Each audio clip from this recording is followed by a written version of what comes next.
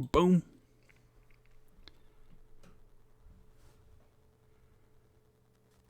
All right, I think we are finally live. What is going on, everybody? This is Randall Thor 19, the man with the million, with you again with another Xbox 2 podcast. 1 week after the Xbox Series X event, and I'm joined, of course, by my co-host, the one and only Jez Corden of Windows Central, who, yes, has been pre-gaming a little bit. He's a little bit tipsy.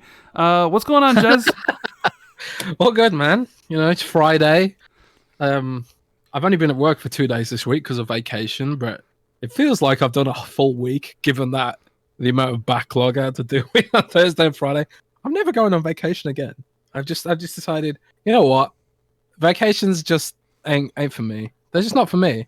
I've been pretty bored, man. Pretty bored.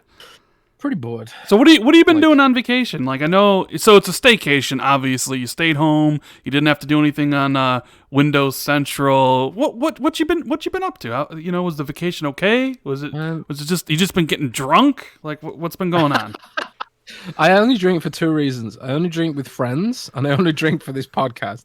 So there was no drinking, but there was Razer Core experimenting with an RTX 2080. So I've been playing a lot of PC games the past week or so. We'll talk about some of those in a bit. That's pretty much it, actually. I've just been playing PC games and napping. So boring. I don't know how to function when I'm not working. It's kind of sad. But it is what it is, man. What have you been doing? And I'm going to guess it begins with a W. Yeah, but I mean, it's been hectic here because we just had our whole roof replaced, right? So starting on Monday starting on Tuesday, Wednesday, and Thursday, or I forget what day it was. I think it was Tuesday. No, it was actually Wednesday. Forget, the days have been kind of blending together.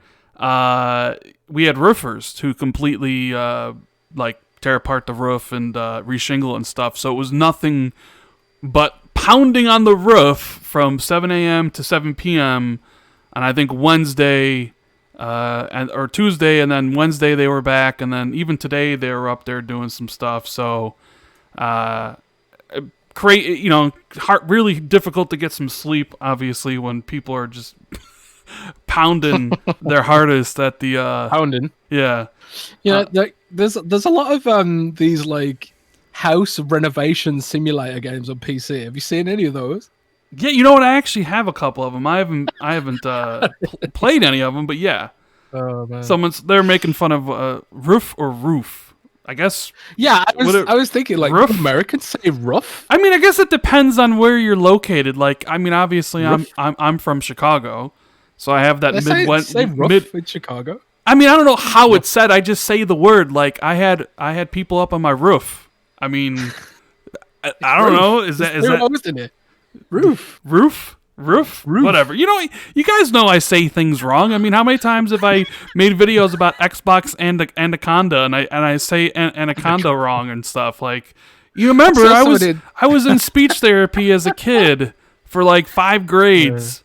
There's just certain words I don't really say particularly well, especially when I talk fast. So someone in the chat earlier referred to you as Randaconda. Randaconda. Randaconda. That's a pretty cool nickname. Yeah, the Randaconda. So we already got people. It's a whole thing in chat already. Look at this. Look how many people are saying roof or roof. Anyways, got to give a shout out to everybody in the chat. We got Daniel Austin, who hit up Super Chat already and says, "Let's do this." As well as Dead Captain James. He says, "Rand, I come from the future to tell you that the PS5 SSD is a secret to time travel." But in all seriousness, hype for the next both consoles and the 3080 Ti. Wow, 3080 Ti. 3080 Ti. That's going to be bad. Yeah, so it's been a crazy week, man. Since we did the show on Thursday last week, we obviously gave our reaction to Inside Xbox, right? Which we did. You were a little bit worried about if you came off a little too harsh. Yeah. Which I don't think we were. I thought we were like, hey, I like what was shown. Mark could have been marketed a little bit better. But whatever. Nobody's really gonna remember it after the July event, so they gotta knock it out of the park for that, right? But I feel like we've been here before, where we said they've got to knock it out next time. They've got to knock it out next time. Next time. I feel like we've been there before. Next time, baby. The next time. It'll be better the next time. But before we get into all that, because we have an apology by Xbox. We got the PS5 Unreal Engine 5 gameplay demo. Finally, next gen is here, and it's brought to you courtesy of PlayStation and Epic. Ghost of Tsushima had a pretty in-depth gameplay reveal, which I saw your tweet about it and your article. You really liked how they did that. I did. We'll talk about that. Talk about that. Assassin's Creed Valhalla and the 30 frames per second next-gen discussion. Ooh. That was kind of a big thing. Price points for Series X and PS5, because our buddy, Michael Pachter, been out there saying some things again as usual. So we got a lot here to talk about, but obviously before we get into that, make sure, you guys, if you haven't hit that like button already, make sure you hit the like button, subscribe to the channel if it's your first time here, if you haven't. Share this out on Twitter or social media, because YouTube is horrible at that. And follow me and Jez on Twitter. Everything's obviously on screen. Ori gameplay is up because, I'll talk about what I've been playing here in a second. So we're going to get into the games we've been playing. I know Jez is probably playing a bunch of games that I don't care about. Probably like Animal Crossing and Pokemon and maybe World of Warcraft. Animal Crossing for weeks. I got bored of Animal Crossing. I dropped that game like a brick. I don't know why. I got to a point and I was just like, man, there's just nothing to kill. So I dropped it. Yeah. I dropped it, man. So, what have you been playing, Jez? What have you been up to on your vacation? Playing video games, drinking that whiskey? Oh man, I've been doing I've been on a MechWarrior kick, man. Because MechWarrior 5 dropped on Xbox Game Pass for PC, right? It's currently only available on Xbox Game Pass for PC and the Epic Game Store. And I generally avoid the Epic Game Store because I don't like it. It's super laggy and all my games are on Steam, so I just generally avoid it. But I won't say no to free. And since I've got Game Pass Ultimate, I was just like, yeah, I'll try MechWarrior 5. Haven't played a MechWarrior game in years, or I think the last the Mech Universe game I played was not counting BattleTech, was Mech Assault back in the day, and I can barely remember it. I think I rented it or something, but I did love it. And MechWarrior 5 is actually really good. It's janky and low budget and stuff like that, but it's so nice to just get in a giant heavy mech and stomp on tanks and walk through buildings and all that sort of stuff. Did you ever play the game Mercenaries? Which one? Which Mercenaries game? Mercenaries 2. Buildings destruction. Yeah. I played both of the Mercenaries games. Yeah. And Red Faction Guerrilla, where you could get in those big loaders and just walk through a building and stuff like that. MechWarrior 5 is like that. It's just, you feel so powerful rushing through all these buildings and stuff like that, and zapping the arms off enemy mechs and stuff like that. And I was really enjoying it. But then I got to a point where it was okay, now you get your AI team, a team of mechs to work with you, and the battles get more difficult. And the AI is so bad. It is so bad. The difficulty ramped up so high. I was just man, I can't be dealing with this terrible AI stuff. And the Steam version actually has a full-blown mod package to fix the ally AI, just to make the game a little bit more possible. Because your allies just run in and die. It's and then it's you versus a whole army of mechs because all your allies have suicided. So, but there is going to be a big expansion update for the game later this year before they launch on Steam. So I kind of feel like MechWarrior 5 is in a sort of unwritten early access period right now. It's interesting to me, Ran, because there are rumors that Microsoft might buy Piranha Games, who make it. Right, I did hear some of that, maybe last year, earlier this year. Because they went to Redmond, right? There was the thing they went to Redmond. They talked about stuff. But nothing seems to have come out of it yet, at least so far. We should elaborate that Microsoft owns the rights to the MechWarrior IP. So they license out MechWarrior and BattleTech to companies to make games based on those universes. And MechWarrior is this 80s tabletop game originally. It's really popular, cult classic and all that sort of stuff.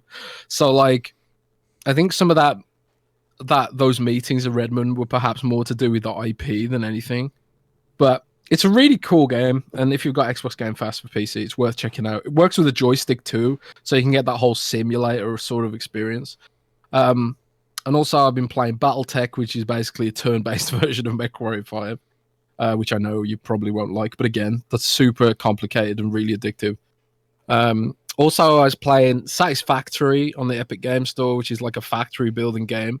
And I was playing that because Epic gave away Grand Theft Auto 5. That is ridiculous. I totally forgot to add that into the podcast notes.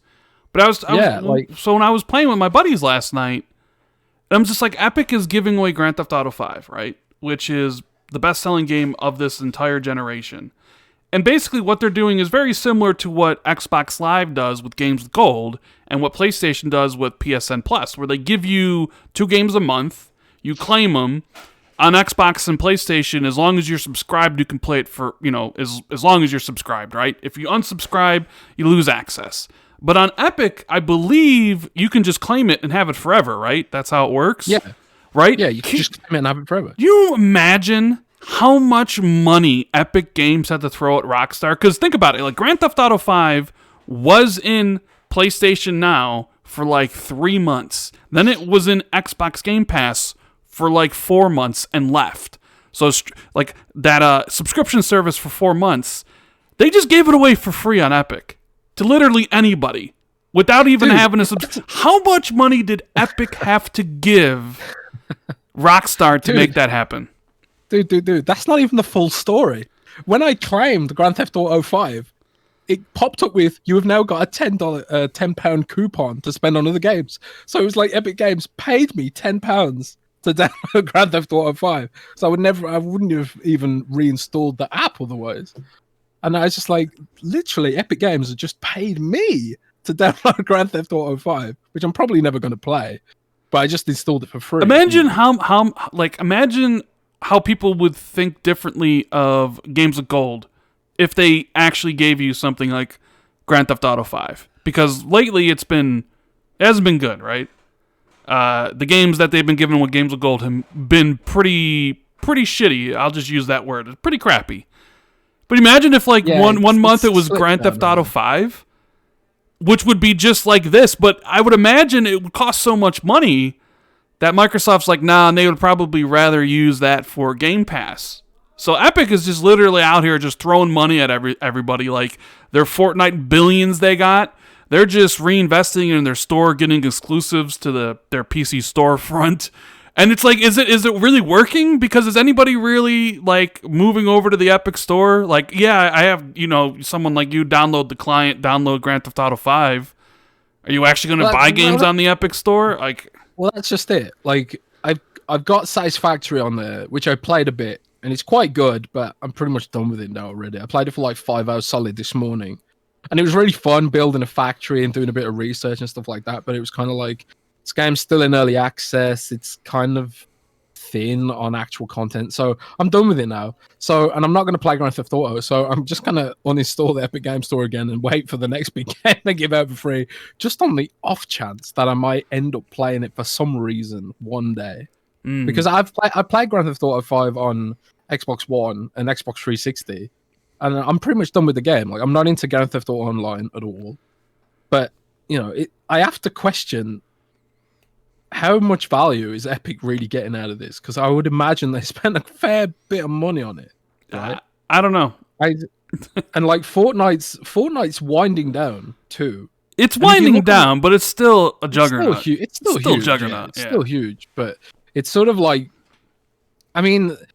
between Fortnite and Unreal Engine, Epic Games has a ton of cash. So I'm not suggesting that they're hemorrhaging money at all by doing this, but it's kind of I do question the value because The Epic Games Store app it's a resource hog. It's super slow, and unlike Steam, which has all these extra features like the whole modding platform and the dev community, and like developers can feed you updates straight through. And I'm sure maybe the Epic Games Store can do that as well. But I just know where it all is on Steam, and it's kind of like, why would I bother switching? There's literally no reason for me to do so.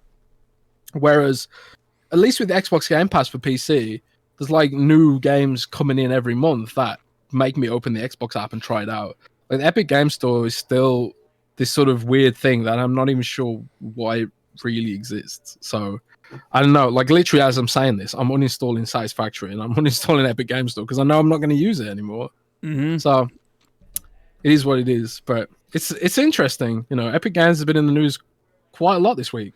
Yeah, they have. We're going to be talking about that PS5 Unreal thing in a little bit, but so I'm just going to tell you what I've been playing, and it's really no different than what I've been playing recently. Warzone, Call of Duty Warzone. Oh, really? I am shocked. You should be. You should be absolutely shocked. I love Warzone. Maybe almost as much as I love PUBG. And I think that has to do with the fact that my crew, my boys, are all playing it. Like, no, well, I mean, they're. I would say they're. Like Magic's definitely better than me, and so's Gopher and Maka too. So yeah, they're better than me. But it's get on every night, play for a couple hours, and get some wins, and it's a lot of fun. Like, looking forward to seeing what Season 4 brings. I don't know. It's kind of reignited the passion that I had when I was playing PUBG, and it doesn't hurt that right now there's literally nothing else to play anyways.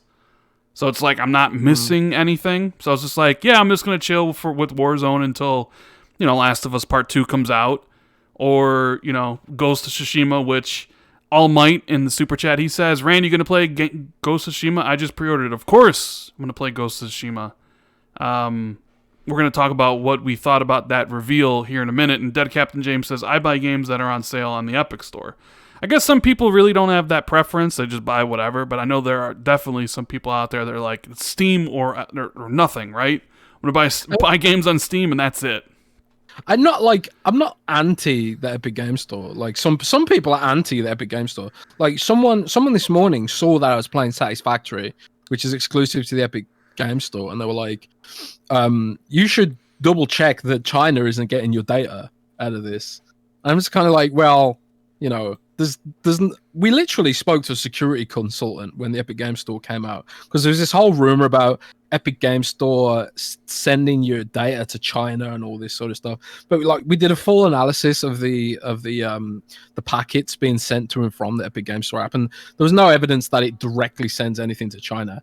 And Epic Game Store had Tencent has a stake in Epic, but they have no shareholder power over decisions. And there's no reason to think that when Tim Sweeney says that Tencent doesn't have any access to Epic Game Store's information, there's no reason to think that he's lying. Like, why would he lie? If he got caught out, it'd be a scandal, Yeah. And someone at Epic would know the truth, and they'd probably leak it. So there's no reason to think that there's anything to worry about that, but people still think about that, and they hit me up and they're like, oh my god, is Epic sending your data to China? Like, I don't even care if China has my data. I don't care, because I'm never ever going to China, ever. I will never ever go to China.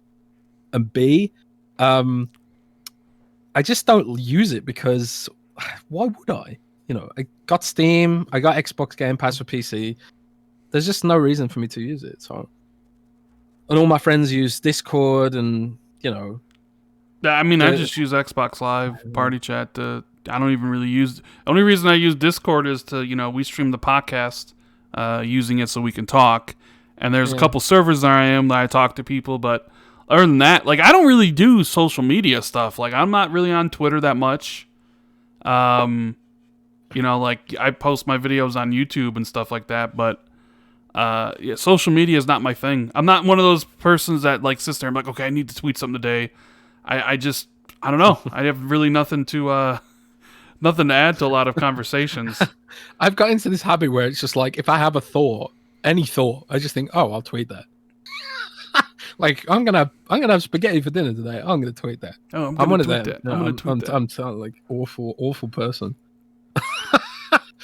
But yeah, it is what it is. Yeah. So, what did you think of the game announcements that happened this week? You know, because Jeff Keighley, shout out to Jeff Keighley, he's been doing the Summer Game Fest. We've been getting these announcements that I'm sure we would never have gotten, right, Jez? Like these games, we're never going to get announced. Out, you know, Jeff Keighley's saving everything for us, right? Are you talking about Tony Hawk? And well, yeah. So you got Tony Hawk Pro Skater 1 and 2, which was revealed on Tuesday, I think it was. That was like the best news of 2020 so far. Look, if you go on Metacritic and you look at Tony Hawk Pro Skater 2, it's the second highest rated game of all time. Is it? Yeah, I did not know it's that. like a 97. It's so good though. It's like a 97 or like a 98 on Metacritic. People love that game. Those, right? I mean, I played it, but I don't really care about Tony Hawk. So it's funny because the people that love Tony Hawk are like, bro, Tony Hawk is back, and I'm just like, when I was a kid, whatever. When I was a kid and I was playing those games, I didn't even know who Tony Hawk was, man. It wasn't about Tony Hawk. It was about like they were just so addictive to play. When you like, you know, you go up like a half pipe and you do like a 1080 and then you like come off that into a grind. And man, stringing combos together in that game was so addictive, you know. And like I think from that game being so addictive, everyone's in the UK. It was a phenomenon, man. Like it inspired a whole generation to get into skating. Like me and all of my friends got into skating off the back of Tony Hawk Pro Skater 1. You know, like we were all terrible at it, but there was just everyone was skating in the UK at that time. That game came out. I don't know if like America always seemed to have more of a skater culture than the UK did, but I really do feel like that game really ignited it more in the UK. Like I don't remember ever seeing a skateboard in the UK until that game came out. So it's hugely nostalgic for me. Like the soundtrack. It's hugely nostalgic for a lot of people. Man. Like people love that game or the first two, and it's coming out September 4th. It's like I think it's $40, which is a decent price, and it's not really what I would consider a remake. It's almost a remake in a certain way because it's like it's like you have to think like what did it look like on the PS1? It looked like trash. This is like way more than just a remaster in my mind. Mm-hmm. It's kind of like what they did with Spyro. Like the Spyro remaster, quote unquote remaster, was really impressive. You know, when you think of Activision, you have to think of like nickel and diming and stuff like that. But they really did a great job with Spyro, and it looks like they've done a great job with Tony Hawk too. And they did a great job with Crash as well, didn't they? Well, that's the other. So the other announcement was the Mafia trilogy. And yeah, Mafia trilogy. I don't know if you've seen the screenshots of Mafia 1. Like stunning. That looks ridiculous. That looks absolutely ridiculous. And I didn't play Mafia 1 because I think it was PC only when it came out. Like I played Mafia 2. I know, and it's weird because supposedly the Mafia 2 Definitive Edition comes out next week, which I played it on a 360. I mean, I got all the achievements on it. Like I really have no interest in replaying that game. Not because it's a bad game, but because like I already played it. So I was like, okay, so that game's coming out first, and then supposedly at the end of August, the Mafia 1 game's coming out first. And I just thought to myself, well, that's a weird way to release games. Wouldn't you want to have the Mafia 1 out first, and then Mafia 2, and then do whatever you want with Mafia 3 Definitive Edition? I guess it's just a case of like maybe more work had to go into Mafia 1 because it's older. And they just think like, why arbitrarily hold the release back? You know, if it's ready, just release it. True. I mean, there is that, but it's just like if it's a trilogy and you want to like go through the story, you know, why not release one before the second one? I haven't played any of the Mafia games. Like I remember installing Mafia 1 on my PC. I think maybe a demo or something, or maybe I pirated it. Sorry, Jesus, but but my PC couldn't run it, so I never played Mafia 1. Yeah, I'm somewhat. Mafia 2 either. I'm a little bit interested in Mafia 1 just because I've never played it. Mafia 2, it's a pretty cool game. If you haven't played it, I believe it's back compat on the 360, but I don't know. Maybe it's got some improvements in the definitive edition for Xbox One and PlayStation 4. I don't know if you played Mafia 2, Jez, but that the main theme that plays when you start up the game, I every time I would start the game up, I would sit there and listen to the main theme for a little bit. It's like really, really good. Are they like Prohibition era Chicago sort of gangster games? Kind of. They're not like obviously modern times. Like I want to say you come back from. Was it Vietnam or maybe you come back? It's not. Maybe World War II. Mafia 3 with Vietnam, right? Mafia 3 was. Mafia Vietnam. 3 was. Yeah, Mafia 3 I think remember. was. Yeah, some like Mafia 2 might be the Korean War. Maybe I'm not really sure. It's been a while since I played the games. I'm gonna check those out because I do like my crime games. That's true. And like we are supposed to have, what's it called now? Empire of Sin. We're supposed to have Empire of Sin now, but that got delayed. So I'm gonna use Mafia to get my Empire of Sin fix while I wait for that to launch later this year. Yeah, and Sin Vendetta says, I don't know why people are worried about having all the songs back in the game when you can just create a playlist on Spotify and play it in the background. And this game being announced was the best thing ever. Yeah, a lot of people love the soundtrack to Tony Hawk Pro Skater 1 and 2. Oh man, that soundtrack was just incredible. And I'm sure there's a lot of licensing that goes around, with the songs. I was shocked that they had the full complement of the licensing there. But then when I thought about it a little bit more, I was kind of like, well, artists probably aren't making that much money off those old songs anymore anyway. So it probably wasn't even that expensive to get them. But it's awesome that they put that effort in because they knew that the soundtrack was like such a core part of the experience. Yeah, I'm impressed with Activision on that sense. But I tell you what, I'm less impressed with Activision recently. To digress slightly, but staying on the topic of Activision. Like Bobby Kotick, the CEO of Activision, the other day announced with beaming pride that Activision was helping the world with the pandemic by hiring 2,000 people to, bring more gaming content. And I couldn't help but remember, around this time last year, or a little bit earlier, Activision arbitrarily laid off 800 people. They sure did. And it's kind of like, did Bobby Kotick really are they gonna hire back all the 800 people they fired last year?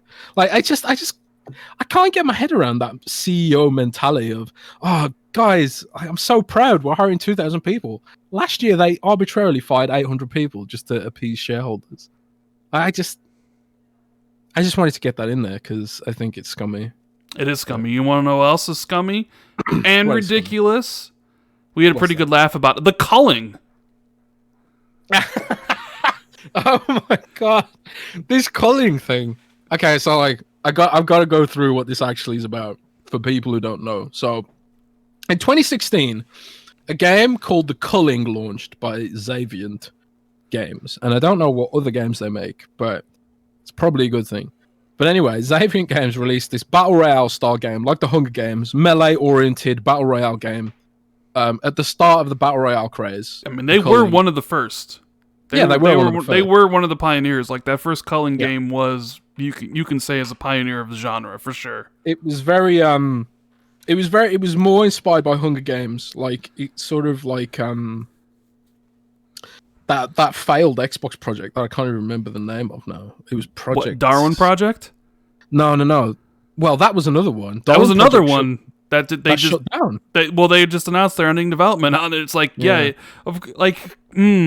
remember when they actually gave time to that at like the E3 2017, where the Shoutcaster up on stage, and it was an Xbox game preview for almost 2 years. Because, it was the first game that had full Mixer integration. Yeah, Mixer.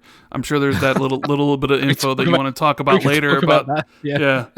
A lot to talk about this week. Explain how ridiculous is this, Jez? Oh my god, it's so stupid. First of all, the Culling shut down. First of all, because they said they didn't want to keep it going, or they couldn't afford the servers or something. So what they did was they announced the Culling 2 instead after shutting down the Culling 1, even though loads of people have bought it. So the community went crazy at them and they were like, what are you doing?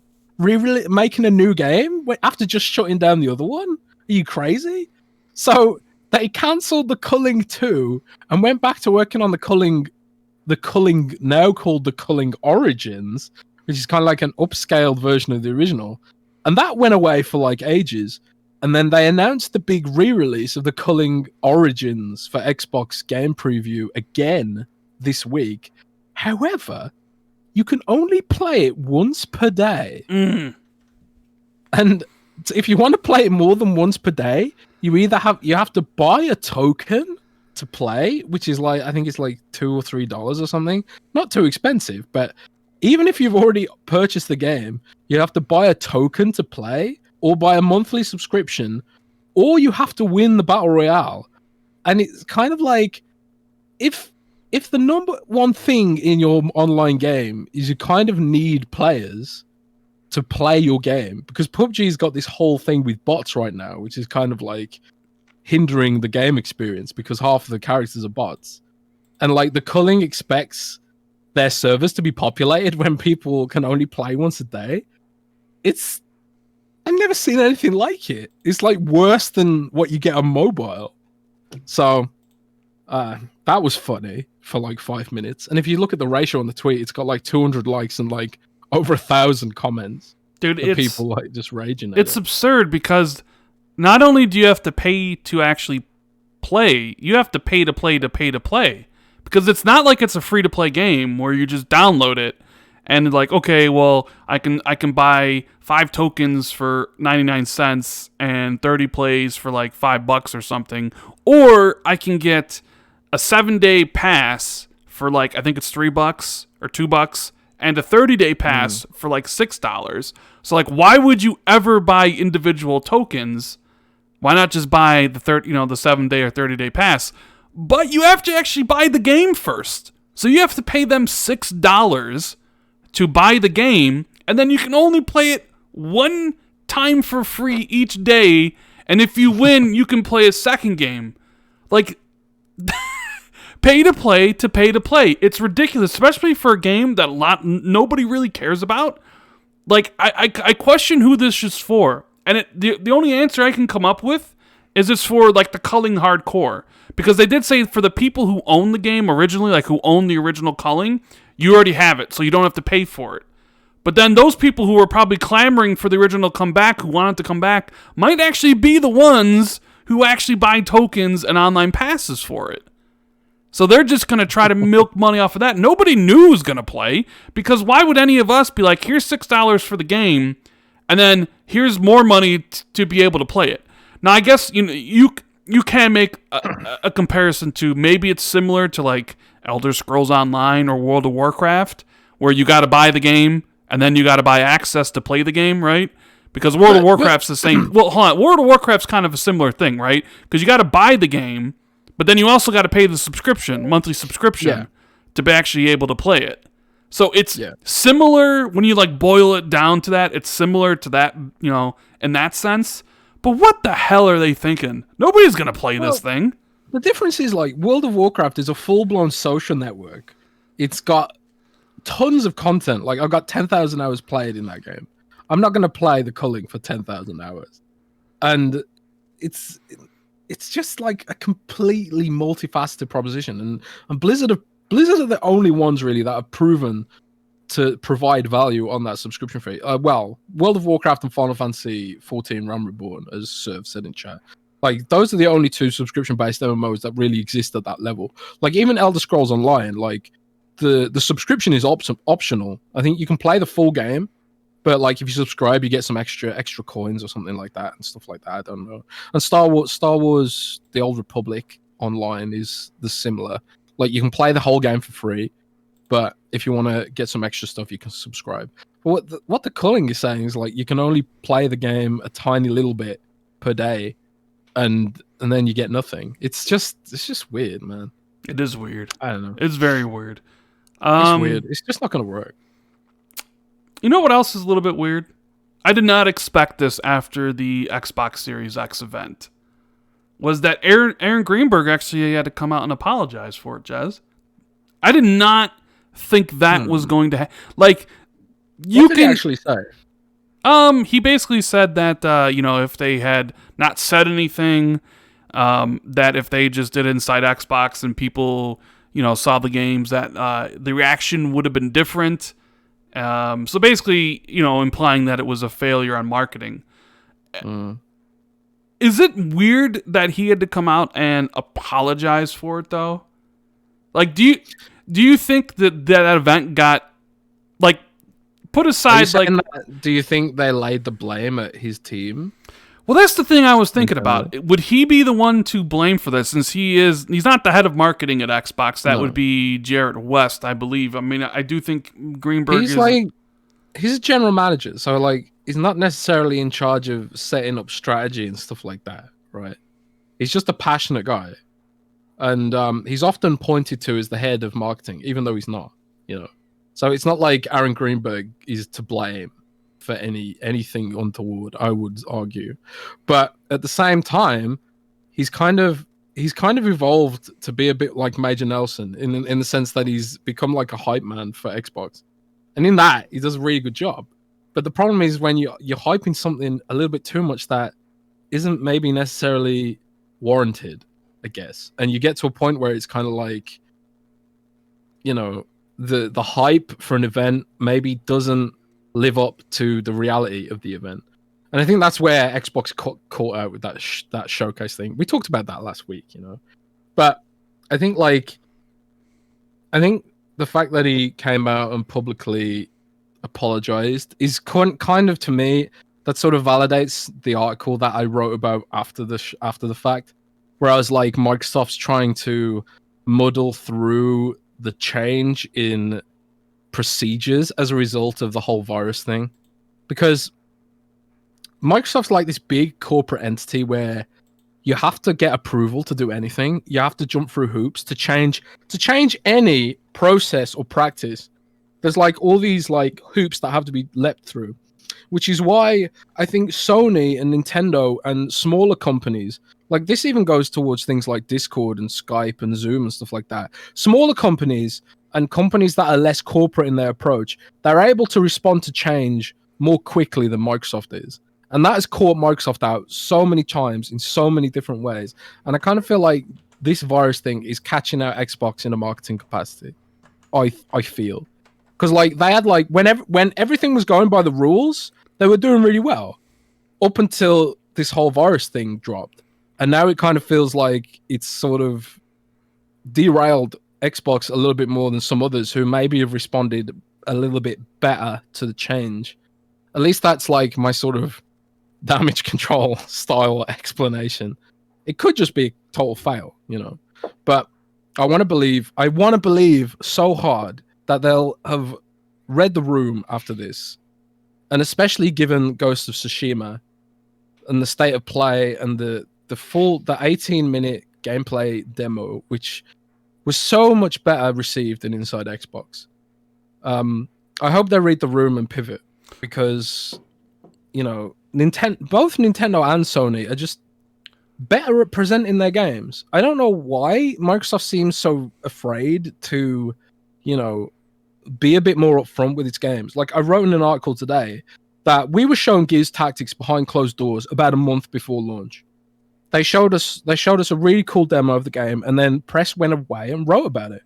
I was thinking yesterday, instead of showing it to press and getting press to write about it, why didn't they show it to press and then just show it to the public too? Or just show it to the public and not even bother showing it to press. Like, it might seem like an odd thing for me to advocate for, since I benefit from exclusive access, but there's just no reason to keep that stuff behind closed doors. It feels like a relic of the past to, go to press first and then not bring it further afield. Why not just show it to the public? They could have shown the Gears Tactics gameplay demo straight to the public. But, I feel like it's corporatism and wanting to stick to what they know, Beat Games Life Zim84 says it's almost like 18-minute gameplay was a direct response to Inside Xbox no gameplay. No, it wasn't. No, There's no. They would have had that. That would have had that ready. Yeah. Weeks, maybe months. There's no way they cut an 18-minute vertical slice, whatever, in 1 week's time. No they've been probably already preparing that since. How do you talk about Ghost of Tsushima when you can't really invite press to play it anymore like you would with Last of Us 2 and how they did before? So it's like, we're just going to have a state of play where it's just 18 minutes. There's no way that was directly in response. That was just something that they were doing. So the question then becomes, Jez, if Xbox and, like Aaron Greenberg were, hey, we're sorry, we'll do better, we'll learn from it. Obviously, then you got to wonder, okay, so what do they do differently for July then? If they're saying, and like in his tweet he says, hey, we'll take all the feedback as a team and we'll improve. What do you think then changes about the July event? Do you think anything changes? Do you think they're just gonna do what they were planning on doing? Like, what do you think happens with that then? Well, it's great you asked that, Rand, because there's a perfect template for how they should present July. And if you go back and look at the recent Nintendo Direct Mini, they called it Nintendo Direct Mini, which is hilarious because it had more content, more details, and more anything than the recent Inside Xbox. If you watch how the recent Nintendo Direct Mini was presented, where they showed off Xenoblade Chronicles and Brave 2 and stuff like that, they showed the games off in a very fast-paced way, but they also gave an overview of all the gameplay details. The UI was there. It was like, these are the mechanics. This is what you do in the game. It was the same narrator throughout the whole thing, so it was consistently cut. There was no like on-camera stuff.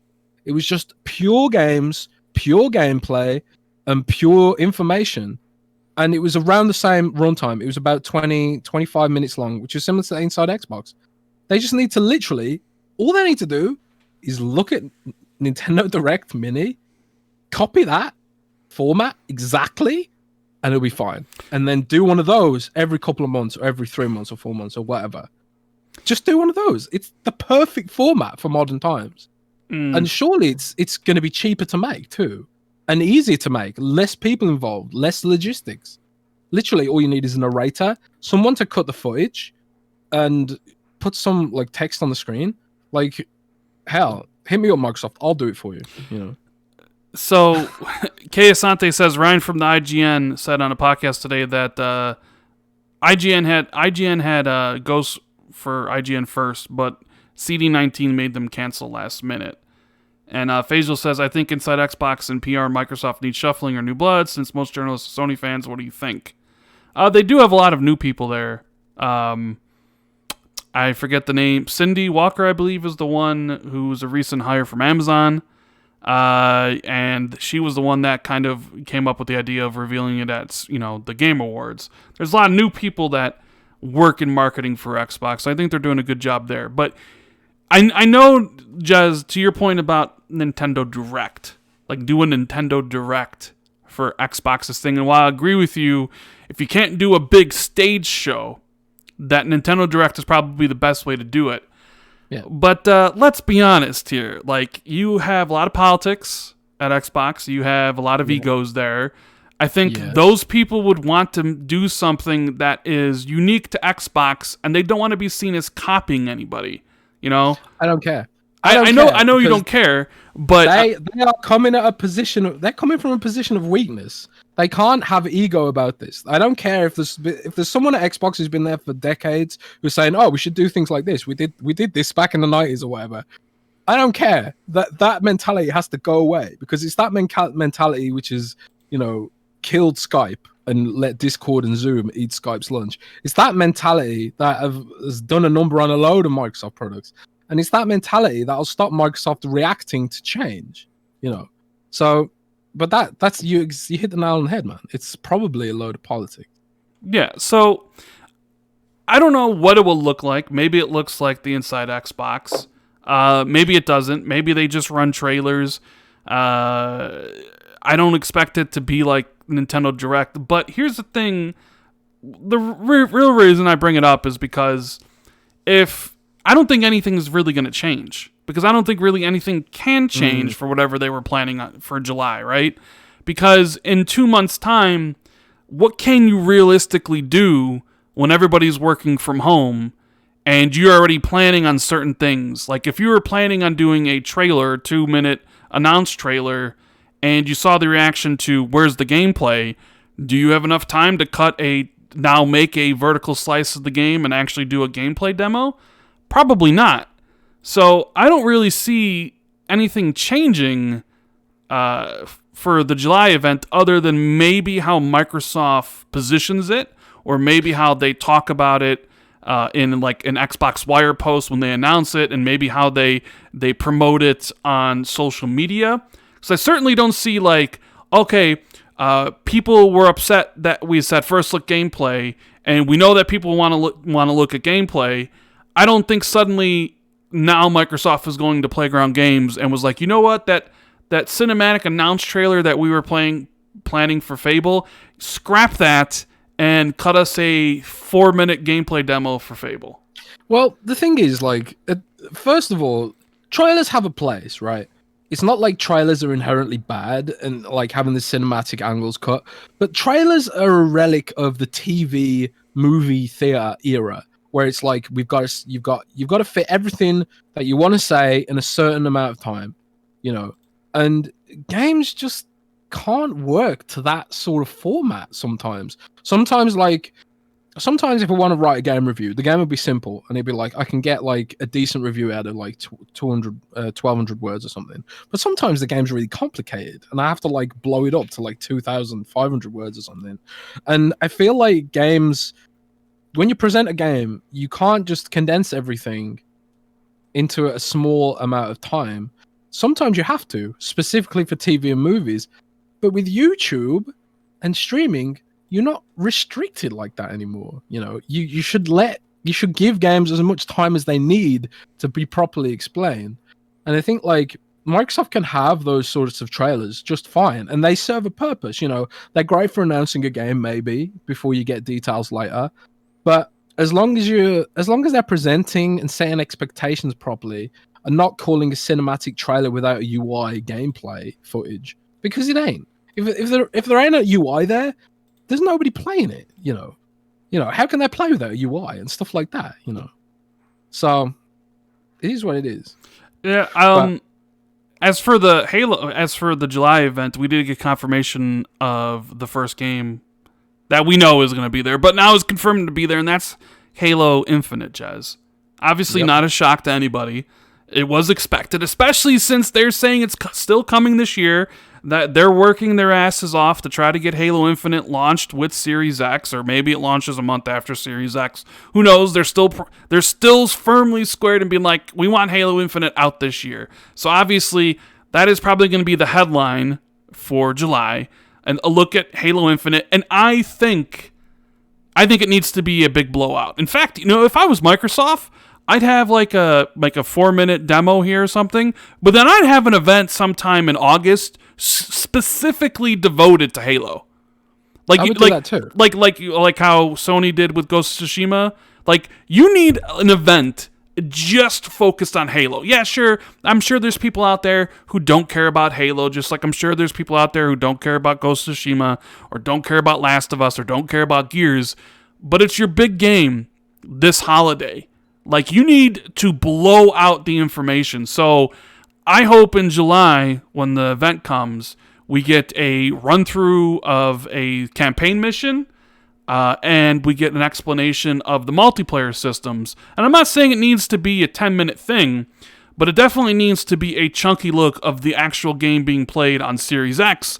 And then maybe in September, maybe in August, you do a dedicated, focused walkthrough of Halo Infinite. Explain all the mechanics and the systems, the multiplayer. When is the multiplayer beta coming? 343 promised, after the debacle that was the Master Chief Collection, that every single Halo game going forward will have a beta. They do the flighting now with like the stuff on PC. I would imagine probably right now there is a Halo Infinite internal flighting going on, clearly. But people want to know, like, when am I going to get my hands on it? Is it actually going to be a true beta like it was for Halo 5? Remember, Halo 5 launched in October of 2015, but the beta for Halo 5 came out in like December of 2014 or January of 2015. Like a true actual beta, one that could actually help give developers feedback in a way that, they have a lot of time to actually implement some of the changes. Is this one more going to be maybe a beta where like, oh, it's like a month out or 2 months out and you do it and you really can't change much just out seeing like how the servers respond? But like that's kind of the thing for me is like Halo's going to be there and they need to show it, because if that's the thing that Greenberg, when his apology, when he's like, yeah, the better is like, well, if if you're talking about first look gameplay and you say gameplay and you don't show gameplay, I swear to God, Halo Infinite better not be a 2-minute trailer. I swear, if I'm sitting down in July and I'm getting ready to watch this thing, and you drop a 2-minute quick cut gameplay trailer of Halo Infinite, I'm not gonna be a happy person. Because we're at that point now where games coming this year. Show me a significant, bite of the game that I can like sink my teeth into. I don't need to see another trailer. I've seen 2 trailers already. I saw a trailer in 2018 and I saw a trailer in 2019. I don't need to see another trailer. I need to see the game being played at this point. You know what I mean? Like I don't need to see Fable gameplay at this point. I just need to know Fable exists. So if you want to give me a Fable announcement trailer that's a cinematic or something, I'm cool with that. Like, I don't need to see Perfect Dark gameplay at this moment. I just need to know Perfect Dark exists. Same thing with a lot of the other Xbox Game Studio games. I don't need to see gameplay of Obsidian's next title after Grounded. I just want to know it's real and that it's coming.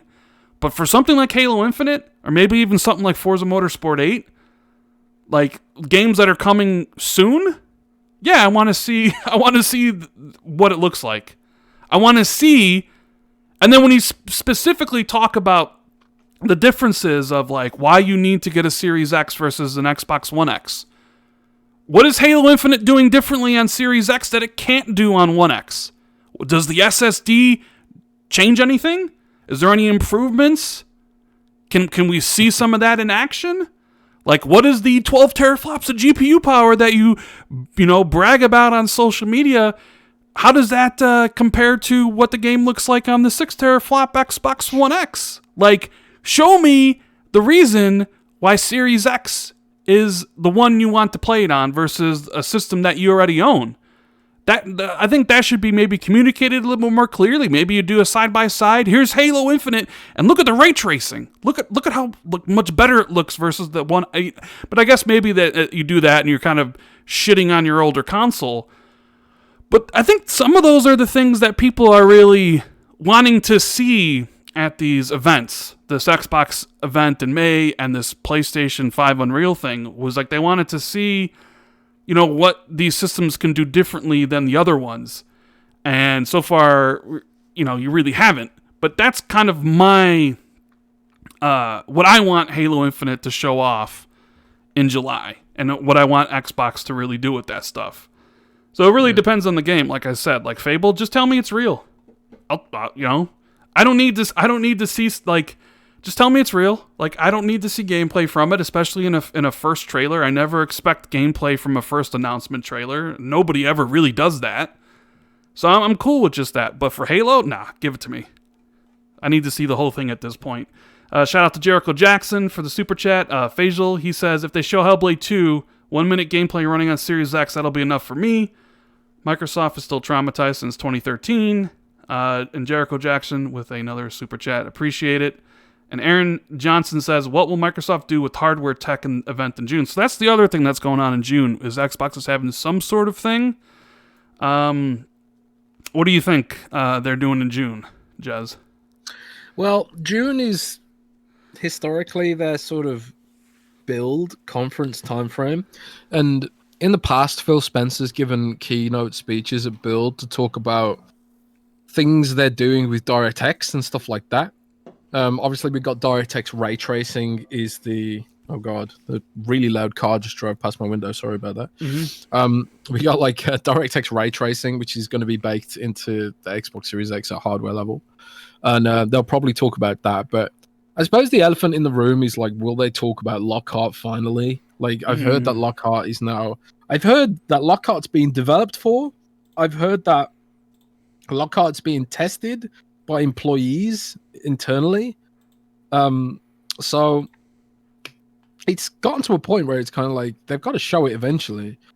The problem with Lockhart is that a lot of the narrative about Lockhart is going to be price, and it's like if they're going to have price locked down then, and like you can't just really announce like the console, which is less powerful, without naming the price, because the price is the whole story. It's like, yeah, it's less powerful, but hey, it's this much cheaper. Like, you can't just say it's just less powerful. I think that's a weird marketing proposition. So, but at the same time, they want to get it out there and into the minds of developers and be like, yeah, we've got like a cheaper console coming that has the SSD tech, that has like whatever, like lower resolution ray tracing and or some of the next gen features, but at a more affordable entry point. Like, developers are going to want to hear about that. Like, and they can't just.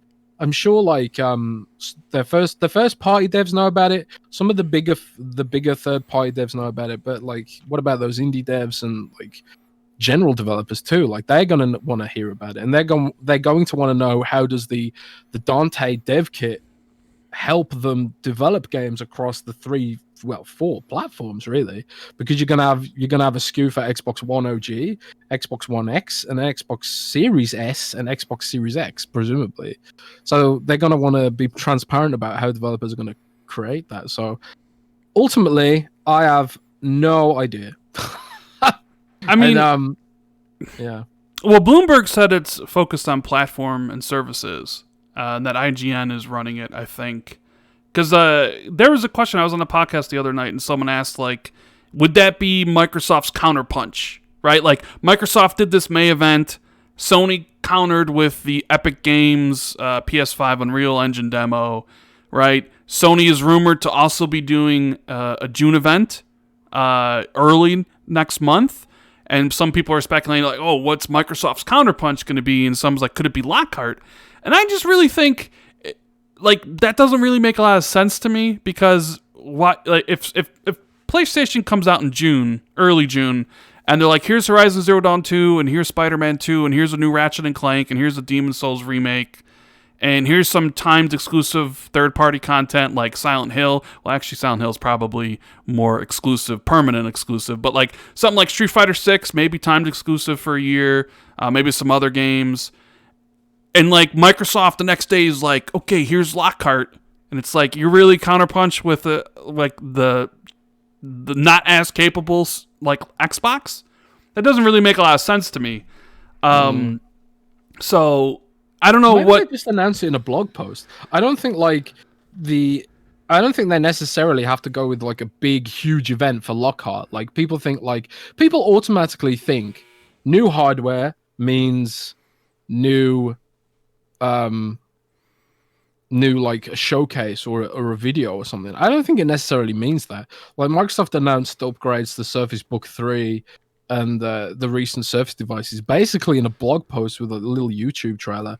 I think, like, if they do reveal Lockhart, it's gonna be like a blog post maybe. I don't think they're going to make a big deal of it. I think they're going to be like, yeah, Lockhart exists, and it's for casuals, and it's cheaper, and that's about it. I don't think they'll announce that at a big event. What? So, like, but have they even said they're going to have a showcase in June? I don't know if they even But here's the thing. I don't think Xbox is doing anything in June. I think it's something IGN is doing that Xbox is a part of. So that's what I think it is, but... I got to give a shout out to Showin. He says, Xbox marketing is equal to great box art on the box of a bad game. Remember when you were a kid and a game box looked amazing, but the game sucked bad? Oh, yeah. Oh, yeah. The really awesome looking box art that made you want to play the game, and then you bought it and it was garbage. Yeah. Double Barrel Gaming, a.k.a. Mr. Boomstick, who I will be on his show Monday, hopefully. He says, hello from New York, Rand and Jez. I'm making homemade pizza. Great show as per the norm. Thank you, Boom, for the support. I will see you on Monday. I wonder what topics you'll have for me to talk about. And then Penny NY says, 1, the hate from the May 7th event just highlights how little room for error Xbox has. 2, hope Phil and company realize this and bring it hard in July. Yeah, but the other thing I was kind of curious about with this rumored PlayStation 5 June event, which I think Sony is going to really bring a lot of games. Like, I've heard from a bunch of different people that Sony's out there really spending a lot of money getting third-party timed exclusives to bolster their launch, because their first party isn't really going to be ready yet. Like, I think they're going to launch with the new Ratchet and Clank. I think they're going to launch with a Demon's Souls remake. And maybe Gran Turismo 7 mightn't be in there, but I doubt it. But you already know about Godfall. So I think they want to basically just wow everybody. Just basically blow everybody's socks off with the stuff they have. So, obviously you'll get Horizon Zero Dawn 2, which I think is coming in 2021. I think you'll see Spider-Man 2, which is probably coming at the end of 2021. I don't think you'll see God of War, because that's supposed to be a little bit farther out. But there's going to be a lot of bigger third-party games there. Like maybe like Street Fighter 6, maybe like Resident Evil 8 and stuff like that. And then I'm kind of curious if Sony is going to announce the price of the system at this. Because we assume if they don't reveal the console before then, they would definitely have to reveal the console at this event, right? The console's obviously supposed to be coming out in the fall. So do they also then reveal the price? Do they kind of reveal everything about the PlayStation 5, including the launch lineup and what it looks like, but leave the price out, forcing Microsoft to talk about price in July? Like, is this going to be a cat and mouse thing where, like, nobody talks about the price of their consoles until later on in the year? Or is Sony just going to come out there and just be like $399? And then make Microsoft kind of be like, okay, what do we do here? Do we drop Series X to $399? Do we just keep Series X at $499 and make sure Lockhart's $299?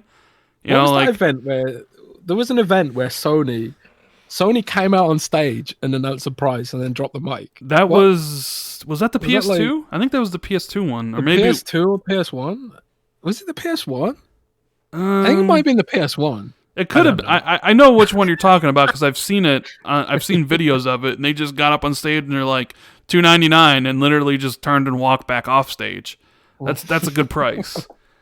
I'm just really curious to see if Sony reveals the price, because then obviously if they do, I think Microsoft reveals the price of their console in July. So one of the reasons why I think Microsoft is waiting for July. Yeah, they want to give their teams more time, and I think they want to know for sure if Halo's going to make this year, because if you're going to do your July event and you got to give release dates, you got to give the release date of the console, and then you got to give the release date of the games. And, there's rumors going around that, Halo Infinite may not make 2020. It's like, maybe they get, like, we'll give you till July. We're going in July. We need to know by then. We'll know by July, if the game's coming out at the end of the year. It would just be interesting to see if Microsoft would then give the price and then introduce Lockhart, because that would be like, okay, now we can talk about the price. Here's Lockhart and all that stuff. But I just kind of want to see, with these two things here, this third-party one with the smaller games and this PS5 Unreal thing, which we're about to talk about, like, I just want to see real games, right? Like, yeah, I just want to see real games. I'm so fed up of, like, the games they showed, the trailers they showed look amazing. Like, Scorn looks amazing, The Medium looks amazing, The Ascent looks amazing. I'm really hyped for those games that they did reveal, but I want to see them running. I want to see them playing. I don't know. I'm tired of trailers, Well, so Sony did Epic rather did a PS5 Unreal Engine demo. What day was that? Wednesday, Jez? I think it was Wednesday. Yeah, maybe. And so I haven't talked to you about it. I don't know what your thoughts are on the demo. So hit me up. Did you think it was impressive? Did you, dude? It reminded me of every other Unreal Engine demo. Like, looks great, but doesn't result in games. And I think like you had some God of War developers come out and say like, good luck making a full game that looks like that. And it's like, if you go back and look at the reveal for Unreal Engine 4, if you go back and look at the reveal for Unreal Engine 3, games just don't look like that. You know, it's because making a tech demo is a lot different from making a full game. Like if you're making a tech demo, you can make a rock 8K textures. But when you've got business considerations, you're not going to put your developer spending like 1 million hours making an 8K rock. You're just not going to do it because people's eyes aren't drawn to the 8K rock. So it's not like it's indicative of what the games are going to look like. It's just indicative of what's possible, you know. And what's funny to me is people act like this is exclusive to PlayStation, you know. Like what this I got news for you. Unreal Engine powers pretty much most AAA games from third parties and most of Microsoft's first party games. And it's like it's just almost irrelevant. Like it's cool stuff, you know. If you go back, seriously, go back and watch the Unreal 3 Engine demo. Games just don't look like that because there's no need to make the games look like that because people don't look at an 8K rock, you know. And it's cool. It's cool to see what could potentially happen. But like as well, if you go back and look at did you see that Square Enix demo? Mm-hmm. The Witch 3.0 demo from a while ago. Like that was like that was like 5-6 years ago maybe. Mm-hmm. And that was running on a GTX 1080, 2 GTX 1080s in SLI. And games even now don't look anything like that because you don't need to make an 8K rock. But it's cool to see what the effects are like, and it's cool to see, you know, what is potentially possible. And like maybe you can make some of those 8K rocks with AI in the future and stuff like that. It's all about showing what is possible with the power that the systems are going to have, you know. But again, go back and look at the old demos. Games just don't look like that. So here's one thing I'll disagree with you on about that was I went back before this Unreal 5 engine demo and I watched the Unreal Engine 4 demos. Have you gone back and seen any of those? Yeah, I literally just said that. Well, I think you mentioned Unreal Engine 3, but I disagree with you when you say none of the games, they haven't been surpassed. I think a bunch of games have surpassed those early tech demos from 2013.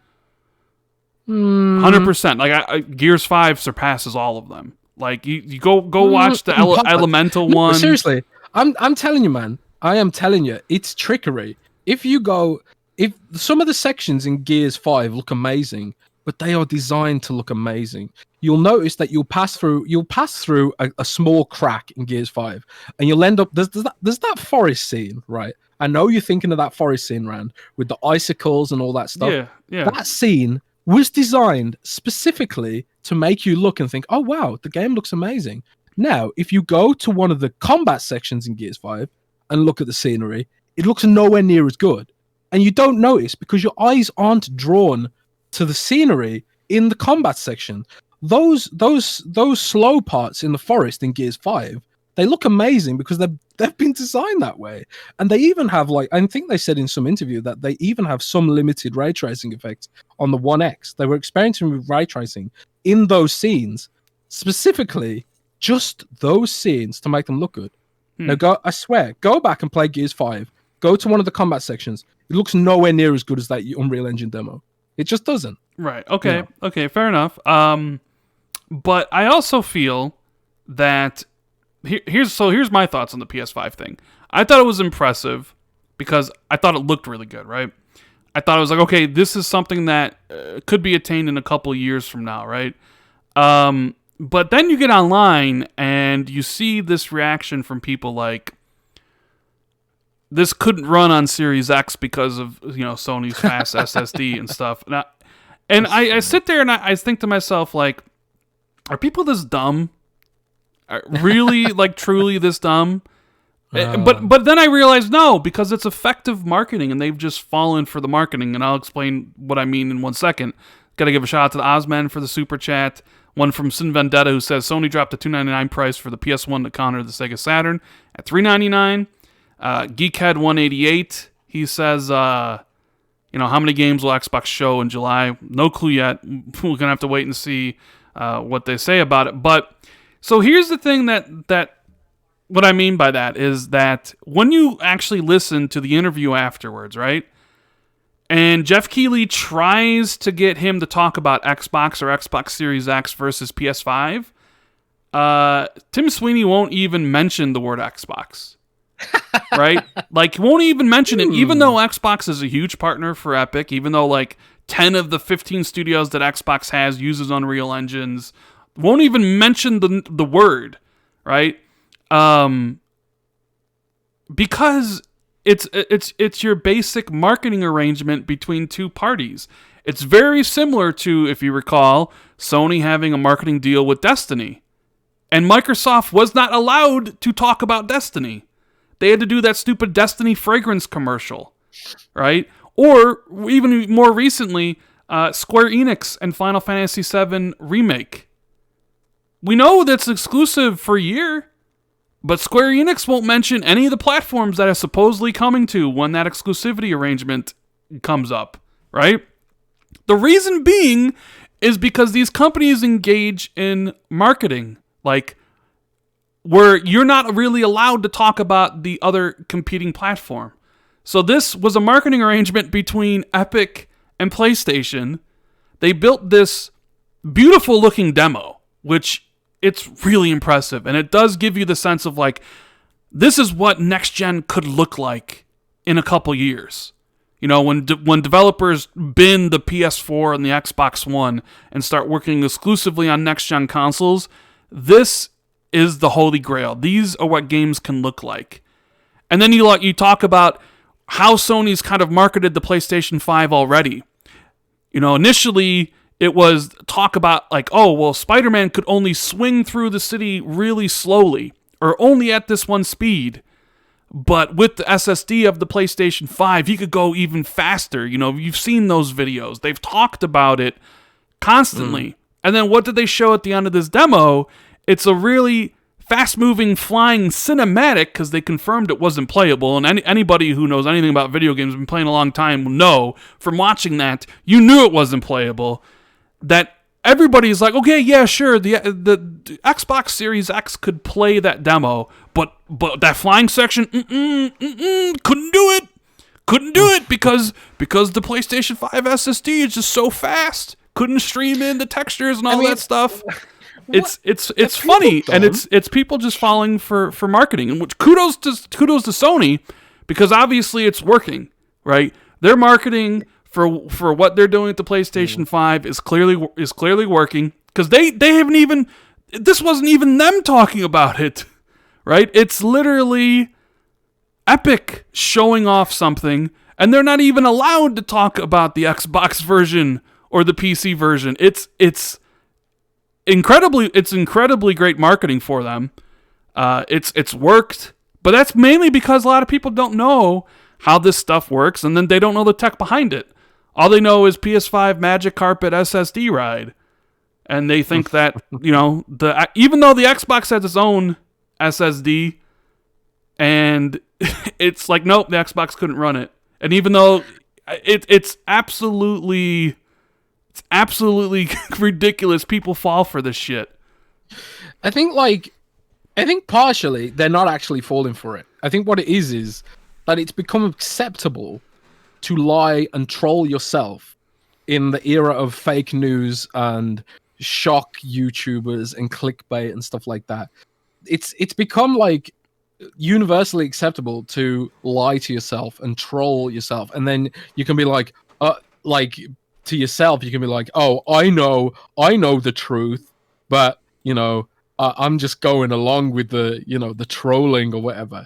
It's I think part of it is trolling, but Sony's really leaning into that, and they're playing it really well, because it just blows my mind, because that people act like the Xbox Series X has like a mechanical hard drive in it. They act like it doesn't have like gigabytes worth of bandwidth of SSD tech too. as well as like the velocity architecture, which enables additional caching and all that sort of gubbins, you know. So the worst case scenario is that maybe on the magic carpet scene on Xbox Series X, maybe you get a little bit of texture pop, maybe. That's the only difference I can see being plausible. Some things that you aren't really going to notice. And I think like, but the problem is Sony have got 6 months worth of mysterious and mystique to build up this sort of narrative that works against Xbox. And they did it last gen by saying, you know, 1080p is better than 900p or whatever, even though like to the naked eye, it's barely discernible. And, you know, people stopped talking about resolution. As soon as Xbox One X was more powerful than PS4 Pro, nobody talked about resolution anymore. It didn't matter. You know, nobody talked about 1440p versus full 4K. No one talked about it. It suddenly didn't matter. And like suddenly like games won't matter either. Like if Microsoft announces like a huge stable of high quality games in July, people will just write them off and say, oh, those games are going to be bad or something. And like the narrative will just be, oh, those games will run slow because of the SSD or stuff like that. I think like there is something to be said. Some people in chat were saying that Sony's more cutthroat with its marketing, and maybe Microsoft isn't anywhere near as aggressive. Like the fact that Phil was humble and even like almost apologetic about Rise of the Tomb Raider.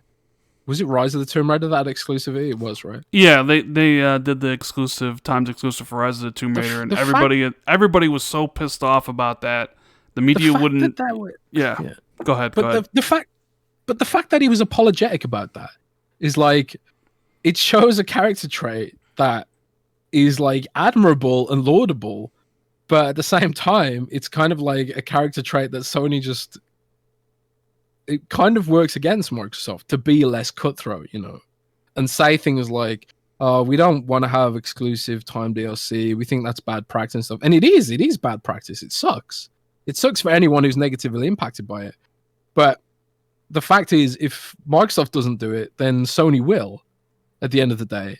And it's kind of like, it does make you wonder about whether Microsoft is a little bit too worried about seeming too aggressive, because there's this whole image that Microsoft wrestles with from the 90s and the early 2000s where they just used to buy companies and shut them down to kill the competition, you know.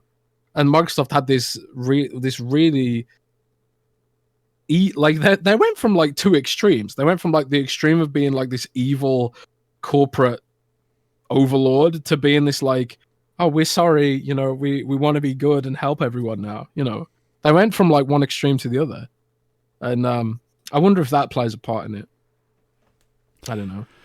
Well, Faisal says, hey, why does Microsoft give free pass to Jeff? He is so anti-Xbox brand, he just sucks the energy out of any Xbox game. I don't have a problem with Jeff Keighley, and I'm not sure Microsoft does either. I mean, he's a hype man, doing what he wants to do.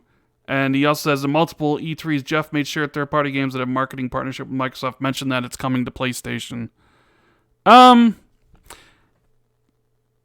you feel that Jeff is over, like, he has something against Xbox, Jez, like Faisal's saying in chat? Because I don't really think so. I mean, I think he likes PlayStation better, you know, because I don't really...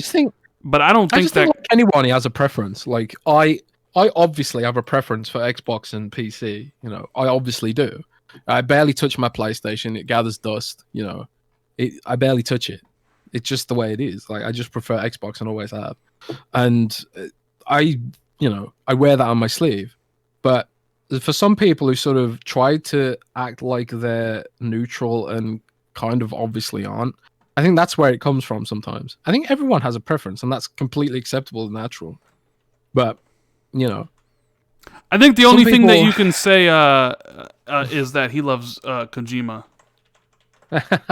That's basically it. He has. You associate Kojima with PlayStation too. Yeah, so. he loves Kojima. But honestly, here's the real thing with the demo is that, like, it's also kind of hard to get truly excited about it because it's not real. It's not a real game. You'll never play it. It's just that it took like 24 people 6 months to build that 8-minute demo. It's not something we'll ever play. So when I was watching, I was like, yeah, you know what? I would like to see a new like Uncharted or like a new Tomb Raider or something. But it's weird, like where Xbox shows you, granted, they give you a first look at next gen, but it's from smaller indie titles, right? Like The Scorn and Bright Infinite Memory, where people are like, that's not what we wanted. And then Epic shows off this Unreal Engine demo, which isn't even a real game. And people are like, this is amazing. And I think it has to do a lot with the promise of next generation. Like, normally when you buy a console at the start of a generation, there's really not a lot of games available for it. You're more buying it on the promise of what's to come. And you always think like, well, games will get better as time goes on. Like the visual quality of games will increase as time goes. Like we've seen it through every generation. Like games at the end of a generation look and play remarkably better than the games at the start of a generation. It basically always happens. So when like someone buys a Series X at the start, even though there's not going to be that many games in comparison to what they'll end up with, you'll know that by the end, the games will, start to look better. They'll take more advantage of its unique feature sets and stuff. So you're buying it more on the promise. And that's what I think like that Unreal Engine demo did, was it really played to the promise of next generation, because it's not real. So it's hard to truly look at that and be like, hell yeah. It's unreal. Unlike the Ghost of Tsushima thing where like, I'm going to be playing that in 2 months. That's something to get really excited for. Like, it's like you're watching the Ghost of Tsushima thing, and I was way more excited about the Ghost of Tsushima than seeing the PS5 Unreal Engine demo, just because I know Ghost of Tsushima's a real freaking product that I'm going to be playing soon. I'm never going to play this PS5 Unreal Engine demo thing, which is why I'm saying, like, I want to see a true next-gen walkthrough of a game. That's what I'm talking about. I think all the fanboys who are saying this is like the next coming of Christ, I think they feel the same way. I think they're just pretending that it's amazing because they've got nothing else to latch onto right now and they're super bored. I think that's the reality of the matter. Because when have we ever been excited for a platform agnostic engine demo before? I can't remember. Lamarcus says it's real running on PS5 hardware, Rand. Yeah, sure, it's a real demo that you can play on the PS5, but it ain't a real game. And you're never going to play it, and I'm never going to play it. And honestly, what is there to even play in that demo? What did she really do? She jumped over some cliffs, she climbed up some rocks, she walked really slowly with a light, and then she flew in a cutscene. So what is there exactly to play? I understand that it runs real time on the PlayStation 5. Nobody's disputing that. But it ain't a real game. Now, if they said that this was being turned into a real game, I would be like, okay, now that's something I can get behind. I know this is going to be a real game at some point. But they already said that there's no plans for that to ever become a real game. And Epic doesn't make games like that anymore. Look at Fortnite. They don't make games. Epic does not make games that are on the cutting edge of technology anymore. They just don't. So, I'm sorry. When I look at that Unreal Engine demo, it's impressive. It gives you the promise of next gen, but it's hard to truly get excited about it because it's not real. So, sorry. But there is the other part of that I wanted to talk about, was the 30 frames thing, because this demo ran in 1440p, no ray tracing, which whatever, it doesn't really bother me. I don't really care. But when you combine the 30 frames thing alongside Assassin's Creed Valhalla, which was kind of, confirmed to be running at least at 30 frames, man, it seems like the dream of 60 frames games on next generation is dead. At least in the beginning. Definitely. That's the thing. Like, it's people seem to have really short memories, man. Like, do you remember like what Assassin's Creed Black Flag looked like on the Xbox One versus the Xbox 360? It wasn't that different. I remember when I played when I first got my Xbox One, I remember thinking, I can't really tell that much of an upgrade, But there just wasn't that many games running on the system like that. But now, if you go and play like Red Dead Redemption 2, even on an OG Xbox One or an Xbox One S, it's like light years ahead of what we got at the start of the gen, save for perhaps Rise. And of course, Rise is a special case because it's the Crysis team who are sort of known for those kind of graphics. So expecting like a generational leap at the start of the gen is like something that just often doesn't really happen. And I think like you're gonna really see the full benefit of these consoles a year or 2 years down the line when they finally cut off, the mechanical hard drives of yesteryear and fully pivot to the next gen systems. It's like that every gen, like for Call of Duty was using the 360 engine for at least 2 or 3 games into that gen. And into last gen, current gen. God, it's confusing. Which gen are we even in right now? Wait, the Call of Duty was using what engine? Like the 360 engine. Which they were using the Quake engine for forever. I think they finally updated their engine with the new Modern Warfare game, but forever, for the entire last gen, they were using the Quake engine, and the Quake engine is old as shit. And those games started looking really dated. They started looking really dated. After a while, but this when you've got business considerations to make, it's kind of like, do we really need to have a full-blown engine upgrade at the moment? And if they can get away with selling tens of millions of copies of Call of Duty on the back of a 360 engine, they'll do it. And they did do it, and they did it really well to a point. And then it got to a point where like Battlefield just looked so much better than Call of Duty. They're kind of like, oh, okay, maybe now's the time we upgrade our engine, So, the start of the gen is always about the early adopters, right? And I think like the fact that people are stuck at home right now because of the pandemic, I feel like there's more tension than usual in the console war whole paradigm. It's super boring to me because I just don't care about console war. Someone comes at me with the console war Twitter, I just instantly block them because I just think I'm a grown-ass man. I don't care about your plastic. I don't care about your plastic stuff. I can afford all consoles, thank God, and I will buy all consoles eventually. I got a Switch, I got a PS4, I got a beefy PC. I play on everything. And, I really don't care which console people prefer, but people get really in their feelings about this stuff. And both consoles have something great to offer at the end of the day. But ultimately, I think as Xbox fans, I think it's worth being concerned about Xbox because when Xbox has this small platform, it leads to us missing out, right? We miss out on things like Persona arbitrarily. We miss out on other games arbitrarily. We missed out on Yakuza for most of this gen arbitrarily. Microsoft finally got that unlocked, but having a bigger platform just is better for the gaming experience. And having competition is better for the gaming experience. So the way some people try and make out like they hope Xbox will go away just makes me feel like they're not actually really that into gaming. They're just into trolling more than anything.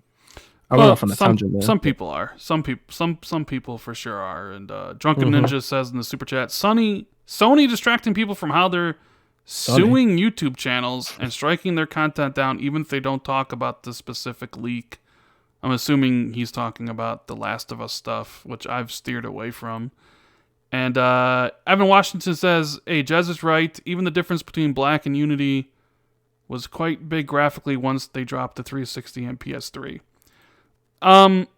So I know, the initial conversation we were having before you kind of went on a tangent was the 60 frame stuff. Sorry. It's just disappointing. When I looked at Assassin's Creed Valhalla, right? The cinematic trailer looked great. That first gameplay trailer we got was absolutely horrible. That's an absolutely horrible trailer. It's not the fact that it doesn't have any gameplay. That's just a horrible trailer, period. Right? I was thinking to myself, man, all right, cool. I loved Odyssey. Like, oh, imagine that Assassin's Creed Odyssey in 60 frames. So it's like, okay, both the PS5 and Series X are beastly machines, right? And I'm like, all right, so definitely you could do doable 60 frames on these things. And then it's like, no, looks like it's 30. And then you think to yourself, oh man, are we really about to? Well, maybe it's because it's cross-gen. Maybe because like, they built the other versions of the other ones, you know? The thing is, like, they didn't say outright it wouldn't be 60 frames per second. True, that they didn't. Well, I was gonna bring up that point, yeah. It might just be a case of like they want to double, triple check before they commit to a frame rate. Like, it might be a case of that Ubisoft's engine just assumes that 60 frames isn't possible. It could be a matter of that, because Ubisoft uses a couple of internal engines to make their games, right? I think one of them's called Snowdrop. I can't remember what the other one's called, but maybe they're just like hard coded for 30 frames per second or something on console. Because don't forget that even though Xbox shares a lot of APIs with PC for game development nowadays, it's still a bit different. So maybe the Xbox version of their engine just needs to evolve before they can get it to 60 frames or something. And maybe they're thinking like, oh god, what if we don't have the tech in place to unlock this frame rate or something by launch or something like that. It might well end up being 60 frames per second, but I mean, maybe there could be a mode where you could toggle on a performance load, like we saw with a lot of Xbox One X games. And I do think a lot of it, like you're right.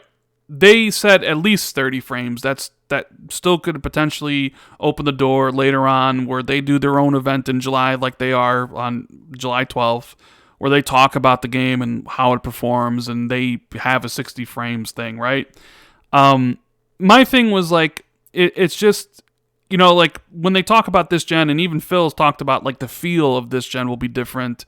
They focused on frame rate, and then to see like the first big AAA game that's being talked about is just like, it seems like it might be stuck at 30 frames. And you're like, ah, man, that's really disappointing to see. And then of course you get this demo that also runs at 30 frames, and then you kind of look at the reasons why, and it's like, man, some developers probably are just going to just run their games at 30 frames and just turn up all the graphical settings that they can possibly have to make the game look as good as it can possibly be. Like 8K textures, you know, like everything they can possibly do to make the game look as great as it can. And they're not worried about running it at 60 frames, which would be disappointing, because I think the consoles are finally at that point where they can do that more often than not.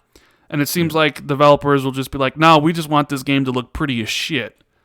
Well, I've talked before about how I would take the resolution and environmental details in a cinematic game over frame rate, personally. Because I watch movies at 30 frames per second. Like, it doesn't bother me to play as a non-competitive multiplayer game at 30 frames. Doesn't bother me. Well, movies are 24 frames per second, Jez, but, you know. Are they 29.8 or something? Movies, I mean, 24. Somebody can maybe correct me in chat, but movies, like when you go to the movie theater and you watch movies, they're usually shot at 24 frames. Okay, well, exactly. That's even less then. But like YouTube videos are often 29.8 frames per second or something like that. Like, it just doesn't bother me. If I'm playing a cinematic game, I don't care if it's got a low frame rate, as long as it's consistent. But like multiplayer games, yeah, I want them to be 60 frames per second because it affects your responsiveness and stuff like that. But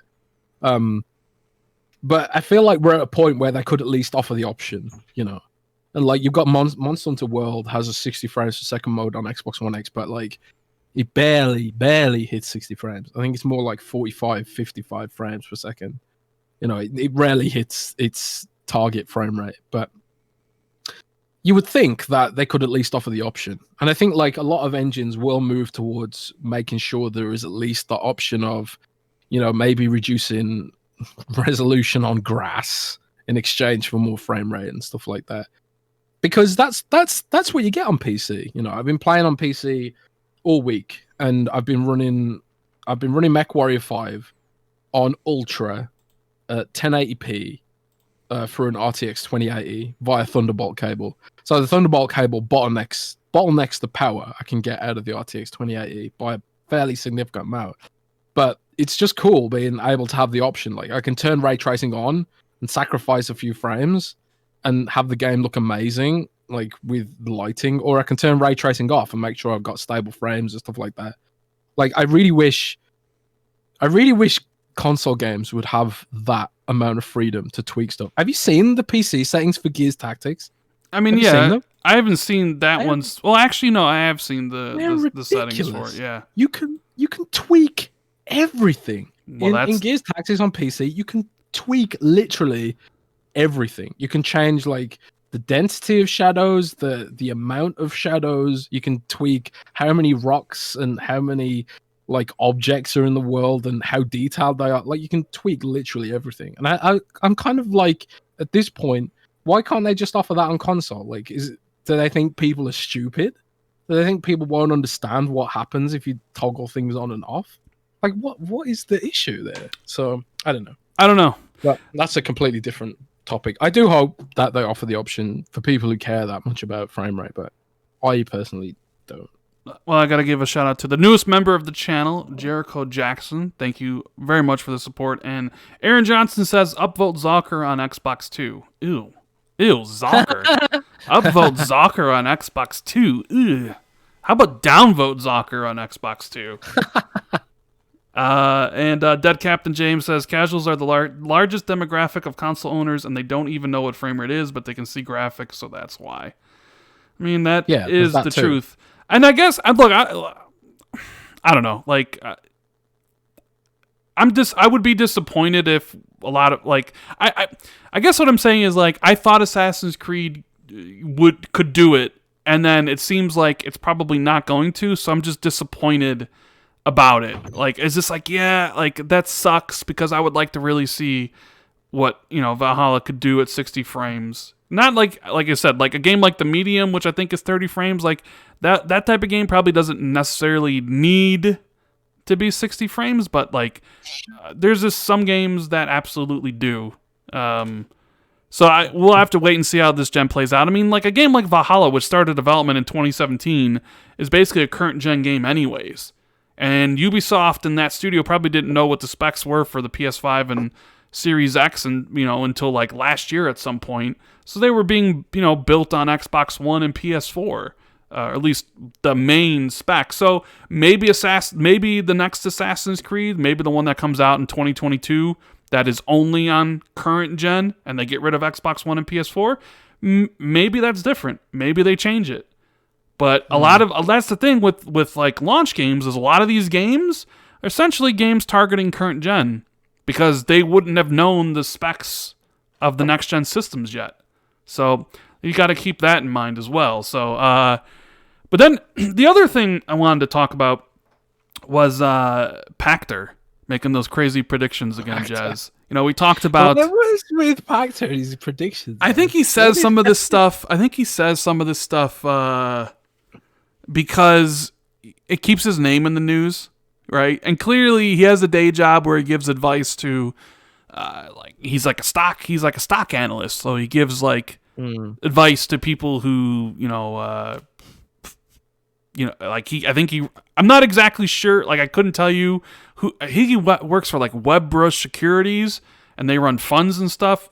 Like, and I know he like gives advice to the people that are paying into it, so he's probably really good at his job, otherwise he wouldn't be doing it. So part of me thinks he says these things.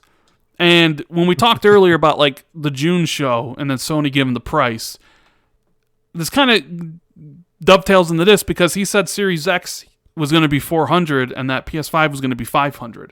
So my immediate thought was like, okay, that confirms the PS5 is $400 and the Xbox Series X is $500. Because usually when he says these things, it's always the opposite happens. Most of the time, it's like literally the opposite. And his whole thing was that it's really important, like it's a big thing for Sony, like whatever they do, because PlayStation is like a big component of like Sony's balance sheet, that any sort of like loss they take on it is like magnified just because of how important PlayStation is to Sony. whereas where Xbox isn't really that significant to Microsoft. And like we've seen tweets from like people like Mike Ybarra basically imply that, right? And then even when he had Peter Moore on the panel, and he basically said the same thing, basically that Microsoft makes so much money from so many different avenues, so many different places, that they could absorb the significant loss that they would take at selling the Xbox Series X at $400 if they really wanted to push the system, if they really wanted to like really stick it to Sony and be like, we're going to sell this system that is more powerful and we're going to undercut you by 100 simply because we can, and it's not going to really affect us in any meaningful manner where we know it'll affect you. But then the more you think about it, it's like this is like sure. And this is what I always say to people that say Xbox has unlimited money. They don't. They absolutely do not. Right? Sure, Xbox is a part of Microsoft, but Phil and Xbox has unlimited money, but not Xbox. Phil does not have the fucking war chest that Satya Nadella and Amy Hood are in control of. Like they don't. So I think it's unrealistic to expect the Series X to come in at $399, especially with the rumored insanity. You think it's insanity? I think it's insanity to think it will come in at that price. I want to believe. I want to believe your analysis that he just said it to say in the news. I think he does. I just don't. I don't see it, man. Not with the tech that's going into that system. I don't see it. I mean, I do. I think Microsoft's going to sell the system for a loss. I think it's going to cost them more than $500 to make it, and I think they'll take the slight loss on it to sell it at $500 because, in my opinion, they sell that system at $600. It's dead basically. Like, I don't know. People will bring up cell phones and shit, and I don't know why people do this. A gaming console's not a freaking cell phone. It never will be. I know people will go out and spend $1,200 on cell phones every single year, but a gaming console's not a cell phone. People don't look at a gaming console like they look at their cell phones. I hate that argument because it makes people. I like that argument. It's so stupid. Like, well, why? What's so stupid about it? Because the console sits underneath your TV. Your phone is an extension of yourself that you literally bring with you. Your entire life is in your phone. So people are willing to spend, and phones are almost kind of, well, maybe not necessarily anymore, but like a social, like they're like what's the word I'm looking for here? Social hugs. No, it was basically like when like cell phones started becoming more ubiquitous. Like people, you get iPhones because they were seen as like for the wealthy or for the more well-off people, right? So like it was a status symbol. It was a social status symbol. That you have an iPhone, you must be rich or you must be well off. Like I think that's changed over the course of time, where iPhones are just as readily available as something like the Androids and stuff. But like I think any price above 500 is kind of it's kind of a no man's land. So Series X, like at the most, is $500. I cannot see it being 600. Dude, it just amuses me. Like I know you hate the mobile phone argument, and I agree with you really that people see their phones different, and you carry them around with you all day, and they're an extension of yourself, and they're more like a tool. Like a phone is more like a tool, and a console is more like a plaything. But it does crack me up, right? How Apple can sell wheels for $800 or something like that, and get away with it.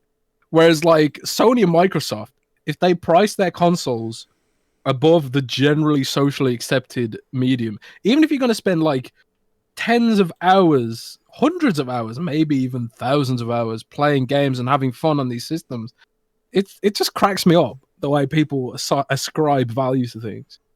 Would you pay $1,000 for wheels for a Mac Pro, Rand? No, of course not. And even though I game like exclusively almost on Xbox, like 99% of my gaming's here, even I would at some point, even I would be like, $600 for Series X. I'd be like, I probably would get it, but anything more than like $700, I'd be like, no, I'm good. Like that's even though the Mac Pro wheels are $700. I know, and obviously there are a lot of Apple fanboys out there who are willing to pay that amount of money because it's seen as status symbols, or at least they think it's seen as status symbols, when in reality they're just gigantic idiots. The Mac Pro stand is a strip of metal, and it costs $1,000. $1,000. And then, but the other thing is like, if where does Lockhart fit in all that, right? Because if the Series X comes out at $400, like, is Lockhart $199? But then this also brings up the conversation, Jez. Like, what if Lockhart got canceled and you just don't even know it? I mean, maybe if it was cancelled, it would have been very, very recently. Because I know about developers that are targeting that console right now. So that would be awkward if it was cancelled. But it has happened, and I've talked in the past about the Surface Mini being cancelled literally as it came out of the factory. So it has happened in the past. Who knows, man?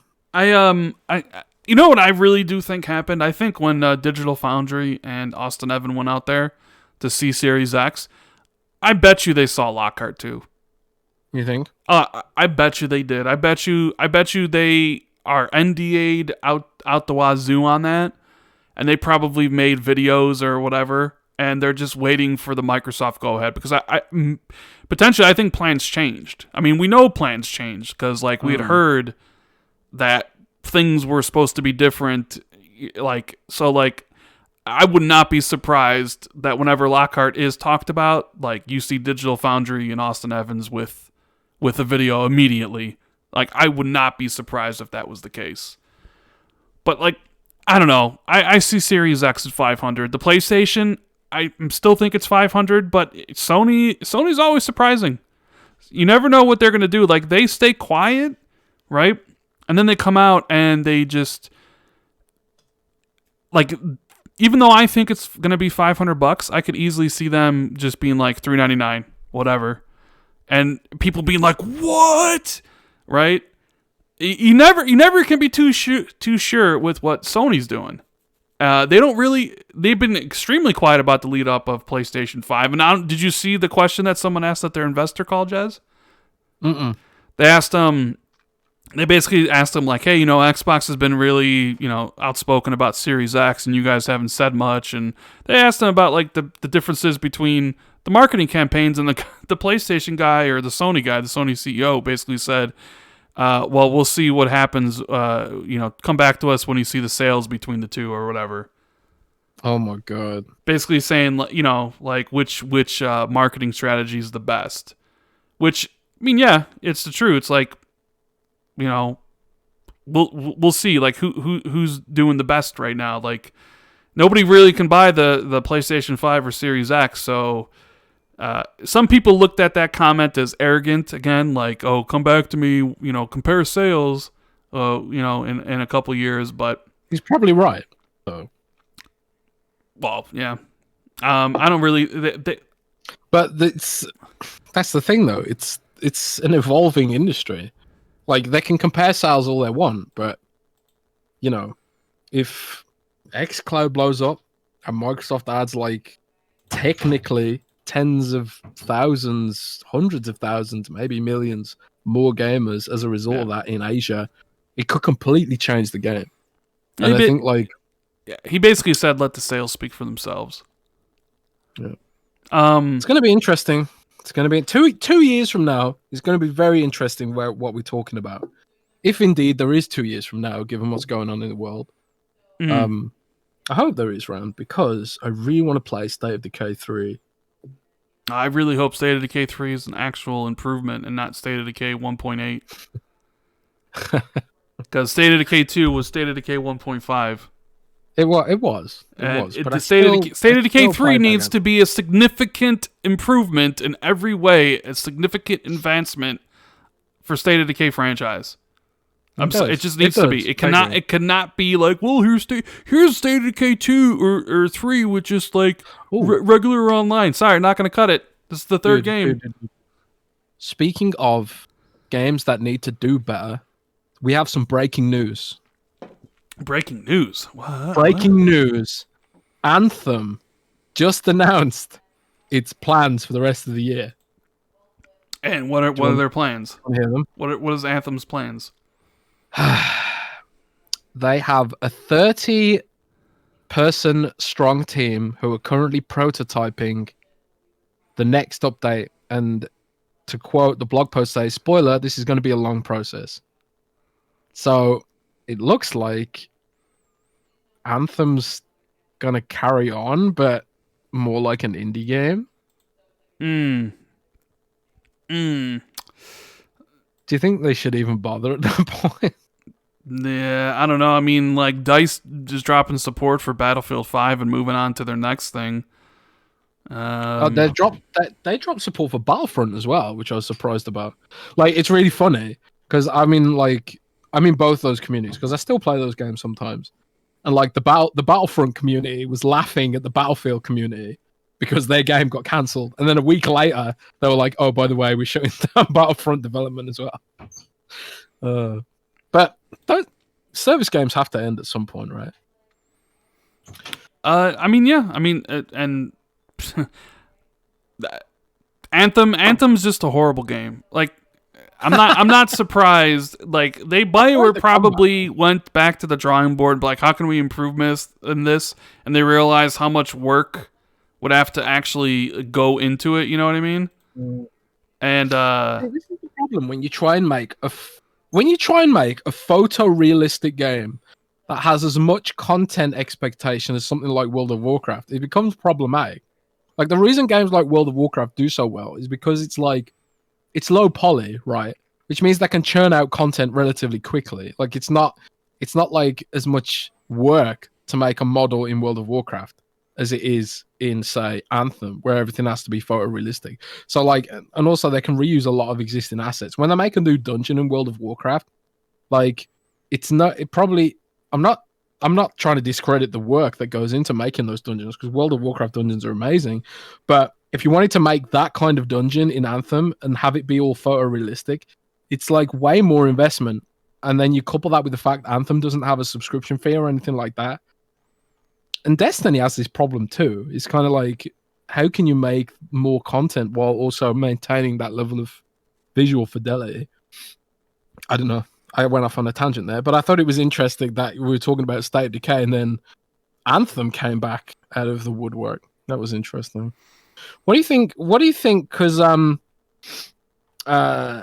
sort of getting towards the end of the show now, right? I just want to put this one at you because we've got EA Play coming up and we've got Ubisoft's event coming up, and Ubisoft has teased surprises from existing franchises, and EA has teased surprises too. Like Respawn Entertainment, Vince Zampella, yeah, I'd probably pronounce it. Which he said there's no Titanfall game in development. Yeah, no Titanfall game. It's a shame, but he did say there's going to be surprises. So, what do you think? Realistic surprises we could get out of EA, and what realistic surprises could we get out of Ubisoft in June? I think for Ubisoft, you're probably going to see a new Far Cry. Not Splinter Cell. Yeah, definitely not a new Splinter Cell. I mean, unless like the new Splinter Cell's like exclusive, you know, like.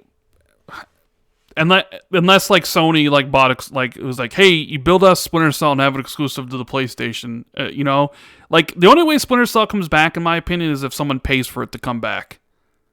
So whether it's like Xbox or PlayStation or Nintendo, like, but I fully expect there to be a new Far Cry game. As for like EA, I mean, Mass Effect, but like I know the Mass Effect trilogy, you know, that's rumored to be coming out this year. I don't know if that's really a surprise. I mean, I guess it could be classified as a surprise. I don't know what else. EA could really have as a surprise, though. Man, I know this is never going to happen, but it's funny, right? Because I've always said on this show that Microsoft would never invest in horror games But here we are with Scorn and the Medium, which are basically Microsoft are investing in those games, right? Mm-hmm. To have them sit alongside Xbox Series X marketing. What if EA brought back Dead Space, man? What if? I mean, that would be Somehow. awesome if they did bring back Dead Space, but they basically shuttered Visceral so they could get Respawn. And probably at the end of the day, when you look back on that, that was probably the right decision. You look at Respawn and what they're doing, what they're currently doing and will continue to do with Apex Legends, and what they did with Star Wars Jedi Fallen Order, which sold an absolute crap ton and is now the beginning of a franchise. You could make the argument that like shuttering Visceral so you could have the capital to go after Respawn was the right choice. But they took Visceral off the games they were good at making, like Dante's Inferno and Dead Space, and tried to have them make a weird Battlefield spin-off, which wasn't terrible, but wasn't great either. Like that's probably because the Dead Space games and Dante's Inferno didn't live up to EA's sales expectations. And at the time, you recall, like Battlefield was popping. Battlefield 3, Battlefield 4, you know, it was doing really well, and they probably wanted another Battlefield game. So it's like, here you have this Dead Space developer, and their games don't make that much. Like, screw it, put them on a Battlefield game. It will make us more money, make Battlefield even more popular, and you know, because of it, like they got shut down and all that stuff. It's disappointing. But we've got a couple super chats I need to read. We got one from Scuttler Race. He says, "Rand, when will Xbox get games on the level of Ghost of Tsushima?" Like in level of what? Like how it looks? Like I don't know. I think Gears looks just as good as that game. Almighty says, "Hey, Jazz, the only interesting thing in that article is the Star Wars, The Old Republic." Which article? I don't know. He just said that's what he said. Oh, did he talk about Star Wars? I don't know. I don't know what article that is. But what did you think of the Ghost of Tsushima state of play? I really liked it. Like I watched it this morning actually. When I got up at 4 a.m. because my sleep cycle is screwed, and I thought it looked really good. I kind of felt like visually it probably wasn't as impressive as the reveal, and also like if you look at like the detail in some of the areas, it's hard not to compare it to Assassin's Creed. I'm sorry, it's just hard. Like it looks like a very similar kind of game, with the open world stealth and stuff like that. Like the world doesn't seem as detailed as Assassin's Creed worlds, just doesn't. But I'm a huge fan of Akira Kurosawa samurai movies, and the fact that it's got like the black and white filter, and the combat looks really satisfying with like the dueling and slashing and cutting people's hands off and stuff like that, and the sprays of blood. It feels like a love letter to those like classic 50s, 60s, 70s samurai movies, you know. Like, have you seen any of those, like Yojimbo? Yeah. I've seen those. Oh god, I love those movies. So I'm excited for it purely on that basis, but I can't help but wonder, what will the inevitable Assassin's Creed Samurai Ninja game look like now? They're kind of screwed because Sucker Punch got to this before they did. So yeah, I have full faith that Ubisoft can do a similar take while, you know, advancing it, because I still think Assassin's Creed looks better than what Ghost of Tsushima looks like. So I thought I thought Ghost of Tsushima looked really good. I didn't think it looked amazing. I do kind of like. I did really like the stylistic look that they have. Like when you're in those, he's riding this horse and you see like the cherry blossoms and everything. Like that really popped. The stealth aspect is really cool. We don't get a lot of games that do stealth anymore. So like to see like, oh, here we got this like dishonorable ghost, right? And to see the stealth mechanics and tactics that he was using, that stuff is cool. The samurai combat was, I have to see more how the combat plays out, because it seemed too much like one-hit counter kills. It almost reminded me of early Assassin's Creed battle mechanics, like Assassin's Creed 2 or 3, where you would counter one and then just instantly kill like 5 other people around you. Do you remember like the end of Assassin's Creed 1 where it's just like you're going through like a linear foresty area, and there's like loads of dudes, and all you do is like just counter kill, over and over again. Well, yeah, that's what the combat looked like, was the counter kill, which maybe that I kind of wish they went more in depth on the combat, because like I like the idea of doing a 1v1, like fight me and you fight. So we'll see, but like, and I do wonder, like, do you choose between being the samurai and you choose between being the dishonorable ghost? I know I've never actually played a Sucker Punch game. I haven't played the Infamous game, so I don't really know. But I do know in their games there is a morality system normally that kind of teeters towards like getting the good ending or bad ending, where you can play like good or bad. I do kind of wonder if like the samurai, if you play mostly as a honorable samurai, that you'll get like the one path and you'll get the one ending, and if you play as the dishonorable ghost, it'll give you more dynamic storytelling options in the other direction, and you'll get like the bad ending or whatever. But well, that was what I was going to say actually, is that like the thing that excites me most about it is that it looks like a big step up for Sucker Punch, because I have played like the previous Infamous games and I wasn't a big fan. I thought they were like kind of bland open world kind of games. I know people like those games, but I just didn't think much of them. You know, I thought they were cool conceptually, but this feels like a step up for the studio, and I'm excited for them in that vein. And if this is the kind of direction they're going to go in, then I do like that, because there aren't many studios, like you say, there aren't many studios who are doing stealth games and, you know, doing them well. So, and Aquaman says, any similarities between Ghost of Tsushima and Sekiro? And not really. Like, I was kind of hoping Ghost of Tsushima's like combat would be more like Sekiro, where it's like you're going up against the warrior and you're just like, you know, attacking and blocking, and you having these like incredible parry attacks. But it definitely seemed like that's not the direction they went in, which is fine. I'll have to wait and see how it actually plays out. But I do kind of wish there was a deeper dive into the combat as a samurai, because I was watching that. I was just like, like, yeah, I guess it see, looks like, okay. on screen there was like in the bottom left there was like some kind of bar with like a right and left bumper. Yeah. L1. I was like, what do they do? You know, they didn't really explain that. Yeah, but it's just fine. Like, you know, they got 18 minutes of it. It looks good. Like, I like the stylistic, you know, their graphics they're going for. I like that the wind kind of points you in the right direction. I think that's cool. You know, the picture mode, even though I don't use picture mode a lot in games, I think more developers need to do that, because it's like free like advertising on social media. People love to screw around with the photo modes, right? And then they put them up on Twitter, they put them up on social, and they put them up on YouTube, and it's like free advertising for the game. Like, I don't know why like a lot more studios don't do a photo mode. Yeah. Like when I'm because of my job. My job is Xbox analyst, basically. I kind of oftentimes when I see Sony stuff, I look at it through the lens of a gamer first, because I'm going to buy it and play it and enjoy it. And then kind of like, how does this, I look at it through the lens of like an Xbox employee watching it and thinking like, what should we do with this? And I couldn't help but think like, I really wish Microsoft did these kind of deep dives into their games. And like, I wrote an article about it this morning. Some people did point out that they'd done a similar deep dive for Grounded, but that was from PAX.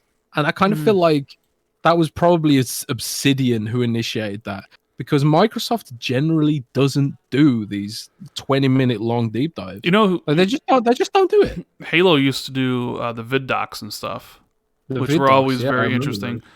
People have been sending me this Tim Sweeney thing in my DMs. So shout out to everybody sending me this tweet.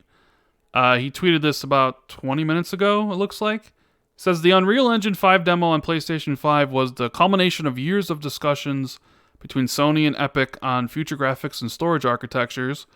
The Nanite and Lumen tech powering it will be fully supported on both PS5 and Xbox Series X, and will be awesome on both.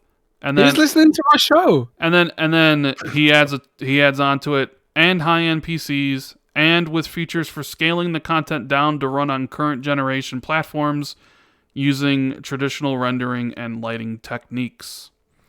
So there you go. That's what Tim Sweeney is basically saying. That they worked closely with PlayStation to build the demo, and obviously Unreal will run on everything, including current gen systems. I bet you he's reacting to a flood of like pseudo bloggers who are like, "Oh man, is this exclusive to PlayStation?" I bet he's reacting to the fake news that's flying around there right now. There's probably like loads of people who genuinely think it's exclusive. I mean, of course, but like I said, that's Sony and that's Sony marketing at work. But I mean, I don't know why anybody would think it's exclusive. I mean, it's Unreal Engine, for Christ's sake. It's a multi-platform engine. Dude, I've got to say this, right? I've just discovered a cocktail, right? Mm-hmm. Because I was drinking this Cardu Gold Reserve single malt whiskey, and I was finding it hard to drink because it's very strong, very sort of pungent. However, we do have some black currant juice in the fridge, and I mixed it with the whiskey, and it works really well. But I've never heard of black currant and whiskey being a cocktail, so I've decided that I'm gonna invent this cocktail and claim it as my own. All right. You do that, Jazz. You know what? I think we've probably come to the end of the show. If you have any questions, make sure you hit them up in chat. Me and Jazz will answer them. We appreciate everyone being here on this Friday as we just ramble on and on about stuff. I did see we had I don't know, seemed to be pissed off some manner of fans or whatever. I did see a lot of upset PlayStation fans, I guess. I don't know. It's okay. Everything's going to be fine. PlayStation will be awesome. Xbox will be awesome. It's all good. It's all good. I don't know why everyone getting all upset. So if you got a question, hit us up. If you like the show, make sure you hit the like button and subscribe if you're new. We appreciate everybody tuning in. And obviously this will be up later on iTunes and Spotify. And if that's the way you like to listen to the show, we are more than happy. All we want is for people to listen to the show wherever you are. And, if you like what we do, then that's great. That's all good for me and Jazz. I just want to add, like, there's no console war stuff here. Like, I love PlayStation. Like, I've had a PlayStation 1, I had a PlayStation 2, my brother had a PlayStation 3. I didn't get a PlayStation 3 because it was too expensive. But I love Sony. Like, I have so many amazing experiences with those games. I was talking about Tony Hawk's earlier. I didn't play Tony Hawk on Xbox. I played it on PlayStation. I switched to Xbox just because it was cheaper for me in the 360 era. And I don't know why people have to chalk everything, every criticism has to come down to a console war. Like, you should be able to criticize both Xbox and PlayStation. And you should want to criticize them because you should want them to do better for you as a consumer. You should be able to criticize Xbox and you should be able to criticize PlayStation and Nintendo, and Nvidia and AMD and Intel making the parts for your PCs. Like, don't get so in your feelings about these brands and these corporations, because they ultimately don't care about you. They care about your money. And, at the end of the day, there are real people behind who make those experiences. But at the top level, it's always about getting your money. And you shouldn't marry yourself to a brand. You should be critical of them and expect them and want them to do better for you as the consumer. So just stop this console war stuff. It's just silly. And if you're over 13 and you're still doing the console war stuff, you need to get laid. You need to get laid. So Emperor Zergeri says, hey, this question is mostly for Jez. Do you think Gears Tactics needs New Game Plus, and will it get new DLC? Yes. Gears Tactics will get DLC. I'm just going to leak that now. Why not? Gears Tactics is going to have post-launch support. I don't know what it's going to be. I don't know if it's going to be full-blown expansions. I don't know if it's going to be like just little updates that add things here and there, but it is going to get post-launch support. The fact that it says Gears Tactics base game on the installation of the Windows version should pretty much tell you that there's going to be more to add to the base game. So you should expect some stuff for Gears Tactics down the line. Yeah. They actually updated it this week, and now when I play Gears Tactics, it causes my Razer Chroma lights on my keyboard to flash when I'm shooting guns. I don't know why it randomly got Razer Chroma integration, but so it is being worked on. We got a question from Cinema Games. He says, do you think Inside Xbox does more harm to the brand? They make it always appear like a big show for the fans when it's not. Should Xbox keep the big news for FanFest? I don't think Inside Xbox does harm to the brand. I just think it's not for the super hardcore like us. And my criticism of Inside Xbox was the show was too long for the amount of content that they have to show. Like, you only really had 20 or 30 minutes of content, but you stretched it out for an hour 15. And now with the new generation upon us and a whole bunch of new games, like, Inside Xbox could be much better because now you got actual stuff to talk about. So I don't think it does harm to the brand, but I do think they should... I don't know if they should hold big news for FanFest, because FanFest isn't really what FanFest is for. Here, let me ask you this, Jez. Do you think the July event where they're going to talk about first party and third party, do you think that's going to be labeled an Inside Xbox? Or do you think it'll be something else? Well, they announced this whole Xbox 2020 brand, didn't they? They sure did. Under that. I think, like, maybe if it's a really good show, maybe if they do brand it Inside Xbox, it will help the identity of Inside Xbox, because, like you say, like people say, like we say, like Inside Xbox hasn't always been amazing and stuff like that. But I think, like, if it's a really good show, they could brand it Inside Xbox, and that could elevate the status of the brand.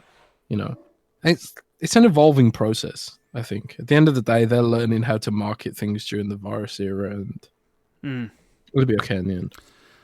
Black Eye says, Rand, if I'm looking to 1,000 a game this weekend, what's a fun game with easy achievements? I'm gonna recommend you to Maka 91 Productions. He makes a lot of guides for games that are 1,000. Really kind of pinpoints ones that are shorter in length. I'm having a tough time thinking up one off the top of my head of an enjoyable one that was like an easy 1,000 though. So go check out his channel. He has like a playlist of like all that stuff. Kratopsy wants to know, Jez, why do you think Xbox fanboys get angry on Sony and PlayStation because of the recent unveils? Sorry, can you repeat that? It says, why do you think Xbox fanboys get angry on Sony and PlayStation because of the recent unveils? Well, it's like we talk about, right? People are just sort of like, they see it as some people just see it as a sport, I guess, and they see it as their team taking an L. I don't know. What do you think, Rand?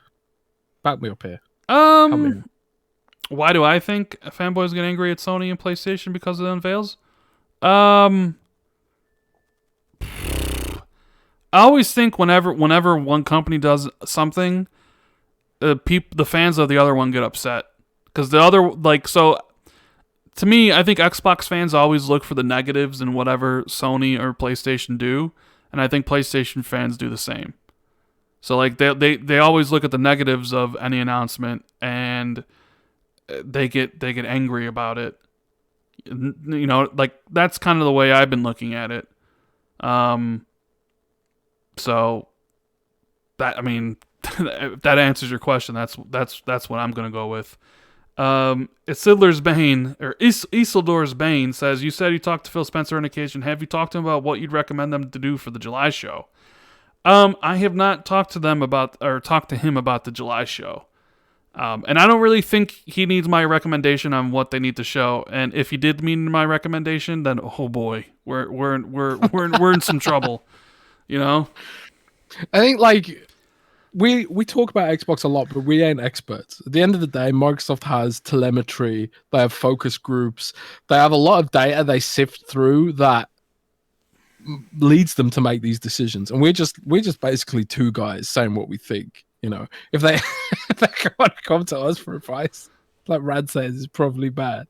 But at the same time, sometimes I feel like that telemetry and all those focus groups they have could probably weigh them down. Sometimes you just need to go with your gut feeling, maybe. But, yeah. We give Phil feedback, right? Yep. Can we say that? I mean, Phil reads his tweet. Phil reads the replies to his tweets, right? So like he'll have seen the feedback. He'll have seen the dislike ratio on the YouTube video of that showcase. So Phil absorbs the feedback, and that's one thing I really like about Microsoft is that they're open to feedback and they absorb feedback and they want feedback. Like, so you'd have to hope that the feedback they get from the May showcase will inform what they do in July and in the future. But I think I do genuinely think it was a product of maybe miscommunication and product of people working from home and people like misunderstanding what gameplay means in the minds of the hardcore gamer. So, dude, I'm wasted. Yeah, I know.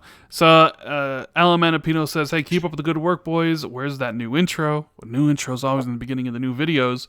Gunstar says, hey, do you guys think Xbox might crank up the clock speeds last minute a la Xbox One? Probably not. Maybe they do some more tweaking with Lockhart since they haven't really shown off or talked about it yet. But I wouldn't be surprised if Series X is kind of set into what it currently is. Let's see. High Time says, Randall, you need to upgrade your intro. I just got the intro like literally 2 months ago. I mean, I could always have Sean Labrie add in like new images when new games get announced. Like if God of War 2 gets announced, I can replace that for the God of War 1 or Fable and stuff.